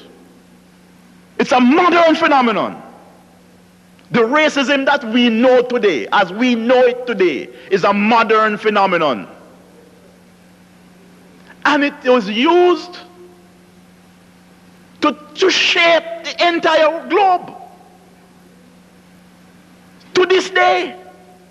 So we can't very well say, well, we know race is not a concept, it's a myth. We have to debunk race. Of course we have to debunk race. I don't agree with it. But how? What they are trying to do in California now, with a proposition that they are going to propose for people to vote on, that they no longer record people according to race, what will that do? You know what that will do? That will ensure that the racial prejudice that exists now continues. If you don't talk about it, what they are saying, let us closet it. Let us not talk about it. So we will no longer know how many blacks are unemployed. How many of them don't have businesses? How many of them don't have university education? Because it's not being recorded, because we are all one human being, one human family. The same idea is behind the affirmative action. And the same idea is behind the view in Jamaica that we are out of many one people. And I'm not against, we are all Jamaicans. I have the same, I saw a man one day at a place, and I said, where this man come from? The man talk. Absolutely, the man is yard. Right? And he's a Jamaican as I am. No superior to me, no inferior to me. As equal to me as any other Jamaican. But we can't bury our heads in the sand. We in Jamaica, we disbanded a holiday, August 1, the most sacred holiday in the lives of our people, on the basis that we are out of many one people. So what we are doing is to say, don't complain. Because if you complain, you are the problem. And so you complain, you become the racist. You complain against racism, and then you become the racist. Right? We can't have, and that is why with the bleaching and all of these things, of course people have a right to do what they want to do with their bodies. I am clear on that. But that is not the whole issue. That is not the whole issue. And therefore, in my focus on these two areas, because I felt that the other areas were dealt with sufficiently by my colleague, I will yield. Ladies and gentlemen, what an evening of intellectual ferment. We're going to seek your permission to go on until 9:30. I'm sure that a number of you would want that. Clinton Chisholm needs to make a response. We hope he won't skim too much on the response, because there are a number of things for him to respond to. And we hope that we'll have a few minutes for interaction. This is difficult for me, even though I try to be concise.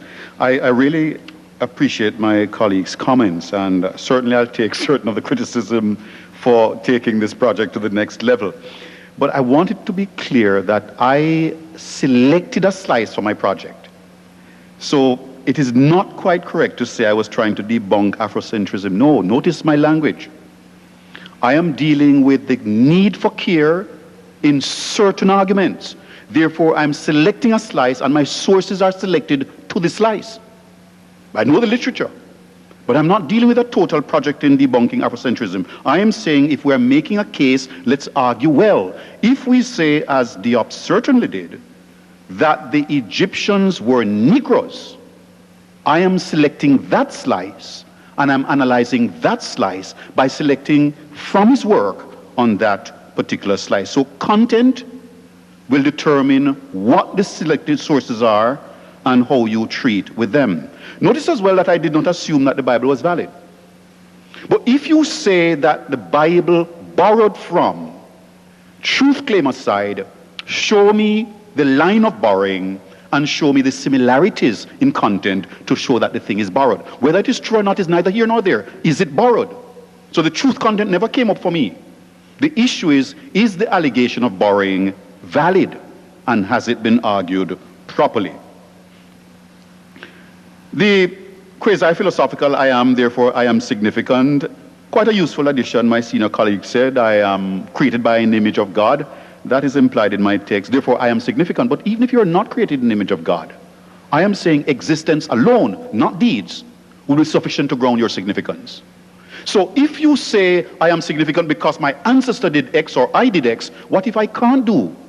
Or my ancestors didn't do, or I can't find evidence that they did? Am I not significant? Yes. As long as I am, regardless of God or achievement or deed, by self or ancestors, I am significant, simply because I am. Now, Dr. Bewaji said nobody ever said that Africans are homogeneously black. Diop did. And that's why I'm saying Diop needed to be a bit more linguistically careful. He did say that all Africans were Negroes. I'm saying that is an excessive statement that you cannot ground, and that's why I select the slices. I'm not quite sure that Mills and the others really have provided quantitative and qualitative studies to deal with the level of racism and inverse racism in the region or even in Jamaica alone. I don't think anybody has done that double edge of qualitative and quantitative study on the nature of race. We suspect and we have some evidence, but how widespread? I'm not sure of any study that has been done in that regard. I take blame for it, Dr. Bewaji. Some of the sections that you heard and you wondered where did I say that? Well, I sent him an early draft and a later draft. The early draft had the more psalm quotations and the connections and the sex issues. My fault, he got the later draft probably later than he had done his preparation for this. I take blame for that. My concern, of course, is that if you listen to me carefully, I am affirming the self as black. But beyond the affirmation of self, I'm saying let's watch how we talk. And this raises the roast breadfruit issue and links me with Dr. Hutton's comments. I still maintain it is a dicey issue to criticize a person who bleaches without saying more. Because we don't know inner motives. Who is the self really? Why don't you have a problem with me? I am 5'7½". God knows I'd love to be 6'2". Ask me why. Maybe for aesthetic reasons. My wife might love me more. Other women might find me more attractive. It could be aesthetic or economic reasons. But I could have a reason for wanting to be taller. I want to shed some weight. Why am I not satisfied with my weight now? I would like my brain to be as good as theirs. Why am I not satisfied with my brain? I am saying these are all physical aspects of me, and it is legitimate to have a problem with those and seek different. Nobody has any serious problem with that. But why the skin coloration? I'm asking it again. Beyond our bias to ourselves as black people, why can't I not prefer some other coloration, lighter, whiter, darker, blacker than me? I am saying there's nothing necessarily wrong with that. Nothing necessarily wrong. It could be wrong if you can prove inner motives are bad. But until you can do that, we have to give some of these people who bleach the benefit of the doubt and make pleas about health concerns. When you set aside health concerns, you have to allow them the luxury. If you allow me the luxury of wanting a brain like Bewaji's or Hutton's or Nettlefoot's, and you want me to have a different weight, if you allow me that luxury, you might, though it is uncomfortable to admit, allow them that luxury as well. The queries that Dr. Bewaji raised are interesting, but not pointed in a sense to the lecture, because I didn't raise some of those issues. So they're really interesting questions to probe, but since I didn't raise them, I won't make any attempts to respond to them. I maintain that the issue of roast breadfruit cannot be defended. Cannot be defended. It's an obnoxious idea, and I think we should drop it, because when you call me a roast breadfruit, you are denigrating me. The word might be bad for some people because it's that Negro in it. I have no problems with Negro, by the way. I'm a Negro. If by Negro you mean black, I'm a black. If by African ancestry you say, no problem. So if you are going to call me roast breadfruit, what do you mean? That I am black-skinned but white at heart? The black skin come close to reality. What is the white of heart? What does that mean? Why can't I have a preference for classical music written by white people? As much as I love jazz written by black people. I'm saying we have to watch this issue and argue carefully. We allow a breadth of preference for a number of things. Why not a breadth of preference for things racial? What is so wrong? Now, hear me well. I am being philosophically mischievous deliberately. Why? I think we ought to be careful in our language. This is what I ask of Diop, fantastic scholar. This is what I ask of Chinwezu, fantastic scholar. We need to be linguistically careful. Thanks.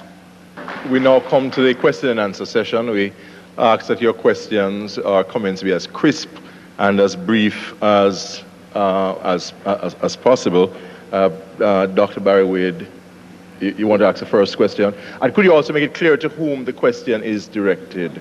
The question about whether the people of the Nile Valley were black or brown or somewhere in between really doesn't arrive. Because what happens in a situation, and we're talking 4,000, 6,000 years ago, is that you had a continuum of colors as you moved further north. But the fact of the matter is that the Egyptians were Africans who came out of the south. And they were not only Africans early in their development, but they're Africans who were intermingling with the Nubians, with the Ethiopians, and later on with West Africans. So the point is, I think, that it's not whether they are Negroes which separates, but whether they were truly Africans.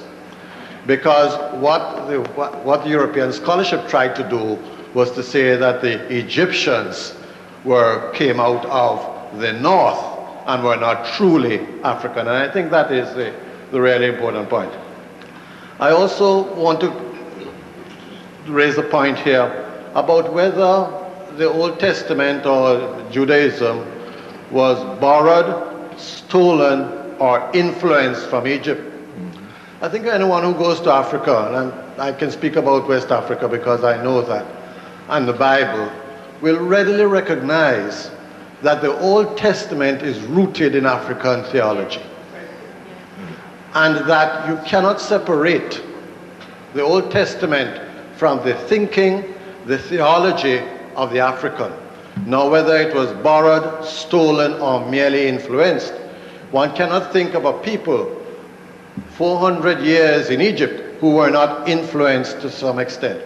And one of the reasons for the resurgence of the church in Africa today is that they have recognized this and are giving credence and giving importance to the fact that the Old Testament and later on the New Testament and its derivative really comes out of African thought. And I'm sorry that Reverend Chisholm did not explore this at all. Finally, just let me say that I'm sorry that Reverend Chisholm in his references was selective, but he gives an explanation, but he did not speak of the cultural, genetic, archaeological or anthropological evidence to link the Egyptians with Africa and their Africanism. And I think a lot of the work that is being done now would strongly point in that direction and debunk, as we say, the myth that the Egyptians were from the north and not from the south. Thank you very much, Dr. Wade. Please note, it is not in dispute, and I have to say this repeatedly because this is my problem usually in public discourses. I tend to be fussy about my words, in writing and in speech. Now notice, it's not in question, never appeared in the paper, any at all, whether Egyptians were Africans. It's a non-issue. They were Africans. What are we dealing with? Were they Negroes? That's the ops point. That's the point that we're dealing with. We must listen carefully. A selected slice. What is the issue? Were they Negroes? That's what we're dealing with. Now, the issue of influence is conceded. But again, we're talking about specific influence. The charges, the 10 Commandments were borrowed. And I'm saying, show the connection. Monotheism was borrowed. I'm saying, show the connection. That the Egyptians influenced the early Israelites is not in question. But specifically, the charges, 10 Commandments were borrowed or stolen. Monotheism was borrowed or got influence from them. And I'm saying, raise the evidence. No, we have to watch, notice the language Dr. Wade used, African theology. Or would it be theologies? There is no African theology. There's a plurality of theologies depending on which region you're dealing with, depending on which people in a particular region you're dealing with. So there is no the African theology. Interestingly, the Egyptians distinguished themselves, not with any derogatory comment, from other peoples by their art and in their texts. So by either visual look was what they used, they and the Greeks and the Romans. I look differently, so I distinguish myself differently, but there is no superiority by look or inferiority by look, just visual observations. That is in the artwork and also in the texts of the Egyptians. They distinguish themselves from their neighbors and brothers and sisters to the south. Next question. Hi, Reverend Chisholm, you're saying you wanted proof. Where's the connection? Why is the Bible borrowed or a plagiarism of other books or an amalgamation? I was reading Confucius once, and one of his disciples asked him, what would he say is the greatest saying in the world? And this was, Confucius is before Christ. And Confucius said the old saying that goes, do unto others as you'd want him to do unto you. In the New Testament, Jesus said this. That's one example. The other one is that I was reading Christianity Before Christ. Do you know who wrote that one, Dr. Hutton? I can't remember the name, but Christianity Before Christ. It had so many examples of the fact that the Egyptians then, the Greeks went to Egypt, right? And it had the whole Isis, it had the Isis, Osiris, and Horus story, which is similar to the Trinity, the Christian Trinity, which comes from Greek. The Greek who were the Western thinkers who thought that women were not part of the whole idea of the society. Then women couldn't vote, so they took out Isis, the woman, out of the Trinity, which the Egyptians had the original Trinity as Isis, the mother, Osiris, the father, Horus, the son. The evil brother, Seth, right, which the Christians call Satan then, he killed Osiris. And all I'm saying is the whole idea of the father and the son thing, the fact that Jesus went down, Horus went down into depth. He fought Seth. The whole idea of Jesus fighting Satan. I'm just saying that there are a lot of continuities or there are a lot of similarities in the Bible and books that were there before the Bible, and it's not just from Egypt then. The cultures, the people before, the Confucius thing, I believe still that the Bible is borrowed. Okay. Right? Well, That's basically one. a chance to answer that. I would allow you the luxury of believing that. All I'm saying is it could be true. I use a spectrum with my students. I think if it is not rank impossible, it's possible, probable, likely, or certain, depending on the evidence. I could concede that it is possible that the Bible is totally borrowed. Probable that it is totally borrowed. Even likely that it's totally borrowed. All I'm saying is where's the evidence to move it from possibility to probability to likelihood to certainty? Take the Confucius issue as one. Confucius actually gave a negative version of Jesus' statement. Or you could say Jesus gave a positive version. Do not do to others as you would want them to do to you. Do unto others as you would. But the fact that one is a negative spin and the other is a positive, does it necessarily mean that Jesus borrowed from Confucius? It's possible, it's probable, it is even likely, but is it certain? Ladies and gentlemen, I confess my sin.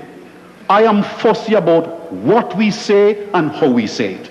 Because words are important. We have to argue well. And this is all I'm asking. So the issue of the Trinity again, maybe there's a possibility. But where is the linkage by textual evidence to show that this Trinity borrowed from that? And was there a one Trinity in Egypt at any time in the dynasties? I'm saying it's not a possibility. I'm saying it is, you're asking where's the proof? That is the proof. The proof is there. What is the proof? Have you read the Book of the Dead then? When I have a copy here with me. The entire lecture, or you came late? Because he dealt extensively with the... Okay, no, I missed that part there. Yeah. But that's the proof then. No. Let me help you. I have a copy of the Book of the Dead, one of the latest versions of it, right there. The issue, my dear lady, is not similarities alone. I'm saying, can we make a connection that two similar things, one is dependent on the other? There are experiments done across the world. Two different scientists in different parts of the world do a similar experiment, publish in different journals. So, but hold on, somebody plagiarized. When they check, not possible. Though the results are identical, the process is identical, and you would say one has to borrow. Not necessarily so. I'm just saying let's argue carefully. So I grant you, possible, probable, likely. But let's watch the evidence. Dr. Gowad. What is certainty? You want to move, you have a conglomerate of people living in the same proximity, the same cultural, pot from which they all grew. And you are asking about borrowing or not borrowing. In historical matters, where is the certainty? The question of moving from possible, probable, this and that. Epistemologically, what exactly is that certainty you are asking for? Yeah. Historically, where would it come from? Well, if you believe in revelation. Yeah, but see, let's take any issue at all. The fact that we are here tonight discussing, take that as a datum purporting to be true. So it is possible that we're not here. It is possible. Fine. Is it probable that we're not here?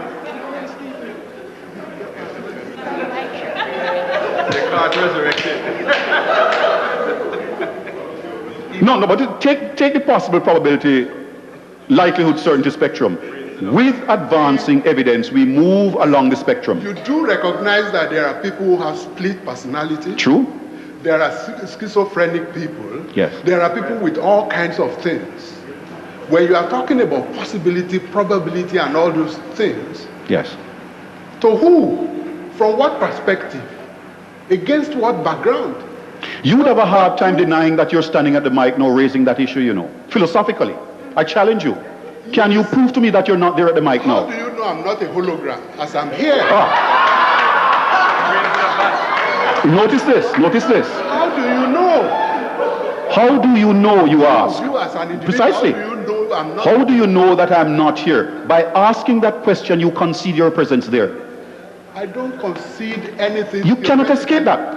If you say, I am not here... You see, this is the problem for Descartes. Yeah.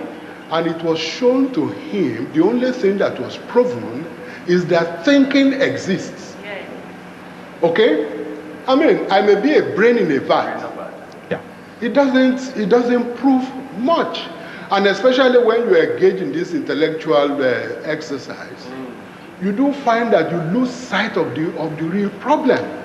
I'm looking at, you see, the Nile Valley is a continuous entity. If you live in South Africa and you see the continuity of cultures, whether from West Africa to South Africa to East to North, and you see this thing, why people have argued about, Africa, the unity of Africa. What they are saying is not that people are just black. And if Jews do agree, at least to one thing, they told one single truth. It is that they've ever lived in Africa and that they borrowed a lot. They may not exactly acknowledge that debt. You see, this thing about patent rights and copyrights and so on and so forth, Africans have been cheated for so long. When are we going to recognize that one civilization predated the other? Nobody is saying that it was. It's not, but that's not in dispute with respect. So what exactly are we arguing? We're arguing about the issues I raised. If I take pride in my ancestry, right, that doesn't mean I'm denying yours. Precisely. That's my point So why too. shouldn't I have a right of saying what my ancestors have done? Why should that be Afrocentrism? But I concede that. Whether you call it Afrocentrism or Afrocentricity, I concede pride in who we are is a given. And I agree with you, it does not make us to talk about or against other people. That's a given. See, I think what the issue boils down to is hearing words and appreciating the nature of the words said. Now, it's difficult in a lecture like this. It was a bit long to remember some of the things. But all I want us to bear in mind is, on any basis, whether I walk on the street, drive my car, sit on the chair, we cannot escape that we operate on a high degree of probability based on evidence. We don't operate on simply possibility. For the most important things in our lives, the evidence would have to be there to move it from sheer possibility to probability and to likelihood on some other things. I'm saying this is how we operate normally. If you make an assertion, this purports to be fact, I am saying where is the evidence to move it from possibility to probability to likelihood towards certainty, even if you don't get there. We have only 5 minutes. In fact, we are going over the 9:30 time that we had set. All right, we'll come over here. Okay, yeah. I think what I have to say is mostly like a comment. Like a comment, right? Yeah, because I'm sitting there and I'm thinking it's quite clear that it's either we're not listening, because there are a lot of things that people are counter-arguing and it's not the same point. I would suggest that in the future, if we could outline the arguments on a big piece on a screen, and so we can see the logic flow. Yeah, because I think we're having a difficulty in trying to balance all that we have heard against any particular point, because everyone comes up and argues against another point. Yeah? Valid point. Yes, sir. Thank you. Now the point I just want to raise might not be so much directly connected with the content of the lecture, but I think it is still within the purview of this discussion. The point is both theoretical and practical. The first point is this. Sometimes when this kind of discussions actually take place, I ask myself, now, are it not the case that we black have been colonized or we're in slavery? What kind of situation can we find ourselves right now in terms of development? Is it not possible for us to have developed our own unique type of education, our own unique type of culture, our own unique type of looking at the world? But we know that we are either victim or the accident of history. That is the theoretical point.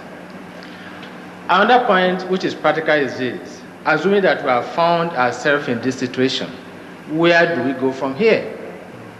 As a matter of fact, now we're in the age of globalization.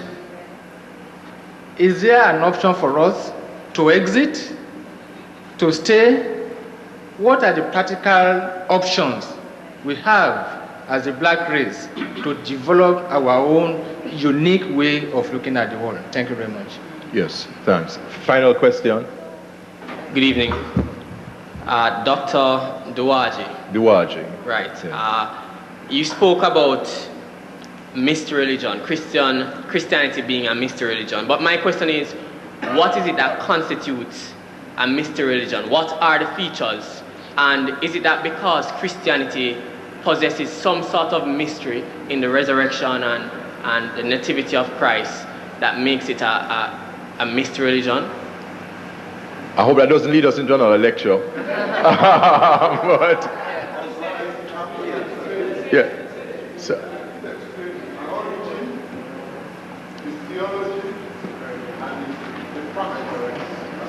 Okay. All right. The next point I'd like to make is in regards to what Dr. Hutton's presentation, and he mentioned the whole thing about crusades and genocides and basically genocides. Thank you. Basically, what happened throughout 500 years of islands being captured and Native Americans. I believe in a subliminal form that still occurs, not in the name of God, as he said, but in the name of postmodernism. And I think that when you made a statement that bleaching is a spiritual act, right? I think that making that statement is basically tantamount to saying, like some psychologists, that our actions are motivated by sex or sexuality. And I think, how is it in a post-Christian Jamaica and in a postmodern world, in a global world, that we can assert that bleaching is a spiritual act? Couldn't there be other reasons? I don't think we're hearing the same presentation, because I don't recall Dr. Hutton. Only emphasizes what he did say it. He did say it. He said that bleaching was a spiritual act. Right? And even Reverend Chisholm but not as a justification. No, but I'm saying, how is it possible for us to objectively make that statement with the world that we're living in? Briefly, I made a statement in respect to a context. And if you remember the context, then you'll understand why I use the thing. Similarly, I made the statement about what happens, the genocide, etc., in a context, to assert that there were forms of crusades.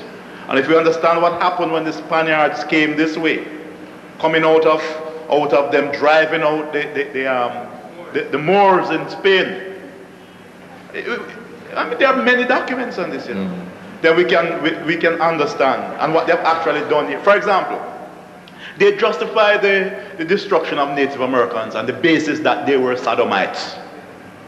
They use biblical justifications for their actions.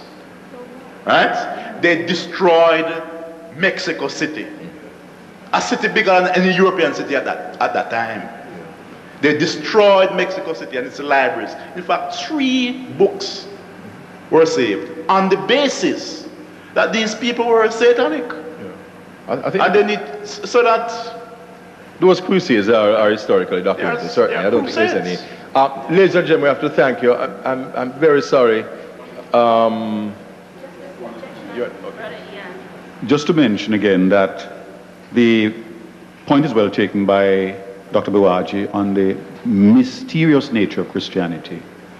But let it be clear in your minds that we have yet to find from anybody, in writing or otherwise, the close linkage between Christian doctrines and the ancient mystery religions coming from Egypt through Greece and Rome.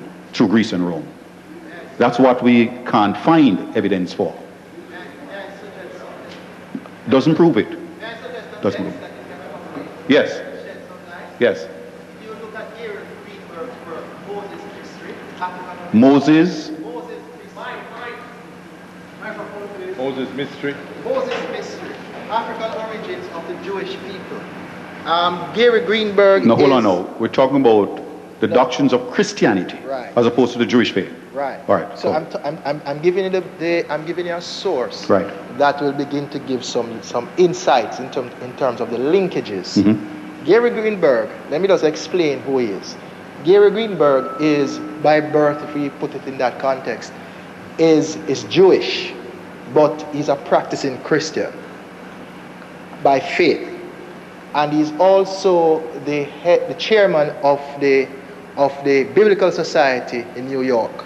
And in that text, he begins to, quote unquote, debunk some of those issues that we are discussing here in terms of the linkages between Christianity and its roots all the way back to Egypt, just as a background text. Also, I'd like to suggest that you perhaps could look at Sir Wallace Budge's book, the Egyptian Book of the Dead, misnomered, properly known as at the time, the Book of Coming Forth by Day and Night. Going forth. I would like to also, I'm only using, just listening to you. I'm not mentioning any African person, because I get the feeling that, I get a sense that you question the authenticity of research that is coming from people who are of African background. And therefore, I'm not using any of that at all for you to just to go back and double check. You can also look at Durant's work. Well, Budge, I know, but the Book of the Dead is there. But there's no material in the Book of the Dead that can argue the case. Perhaps one you could shred. also look at the Egyptian religion by him, and I can quote something from it, where he, for instance, gives you just some quotations looking at African ideas in terms of religion and God. And this is what he says. God had made the universe, and he had created all that therein. That therein is. He is the creator of what is in this world, of what was, of what is, and of what shall be. He is the creator of the world, and it was he who fashioned it with his hands before there was any being. And it goes on. Now, your spell 15 in the Book of the Dead is not different from that. Just by looking at which that, we had in the lecture. You heard the whole lecture? I heard most of it. Okay. Just by looking at that though, and from my recollection as a child, when I used to go to church, I can see reflections. When I look at these quotations from authentic Egyptian documents, and Budge, by the way, as we know, is European. So again, I'm just bringing that racist too. All right, if you want to bring that issue out. That I can see and I can think about Genesis. I can even think about, linking the whole thing about the creation and, God created. It would be good to look at the text again and ask the questions about the connection and the source of the connection. So similarity again is not identity, and priority doesn't mean dependence for later. It's critical. Critical. May I ask you a question? Can you verify the authenticity of the Bible? We could try, but that's another lecture, yeah. May I just say before Ian closes off that the event has been recorded, video, audio, and CD. So by the new week, God willing, we should have available. Sorry, please endorse. I'm just encouraging people who come to lectures like this. It is important that we understand the process of logic, we understand what proof is, and we understand how evidence fits into contexts. Thank you very much. Brother, when are you going to do a follow-up? I just wanted to say two things, just commend the organizers for this very intellectually stimulating evening. Yes. And also that, there's so much, it's so important and it's so complex that we probably should have more time.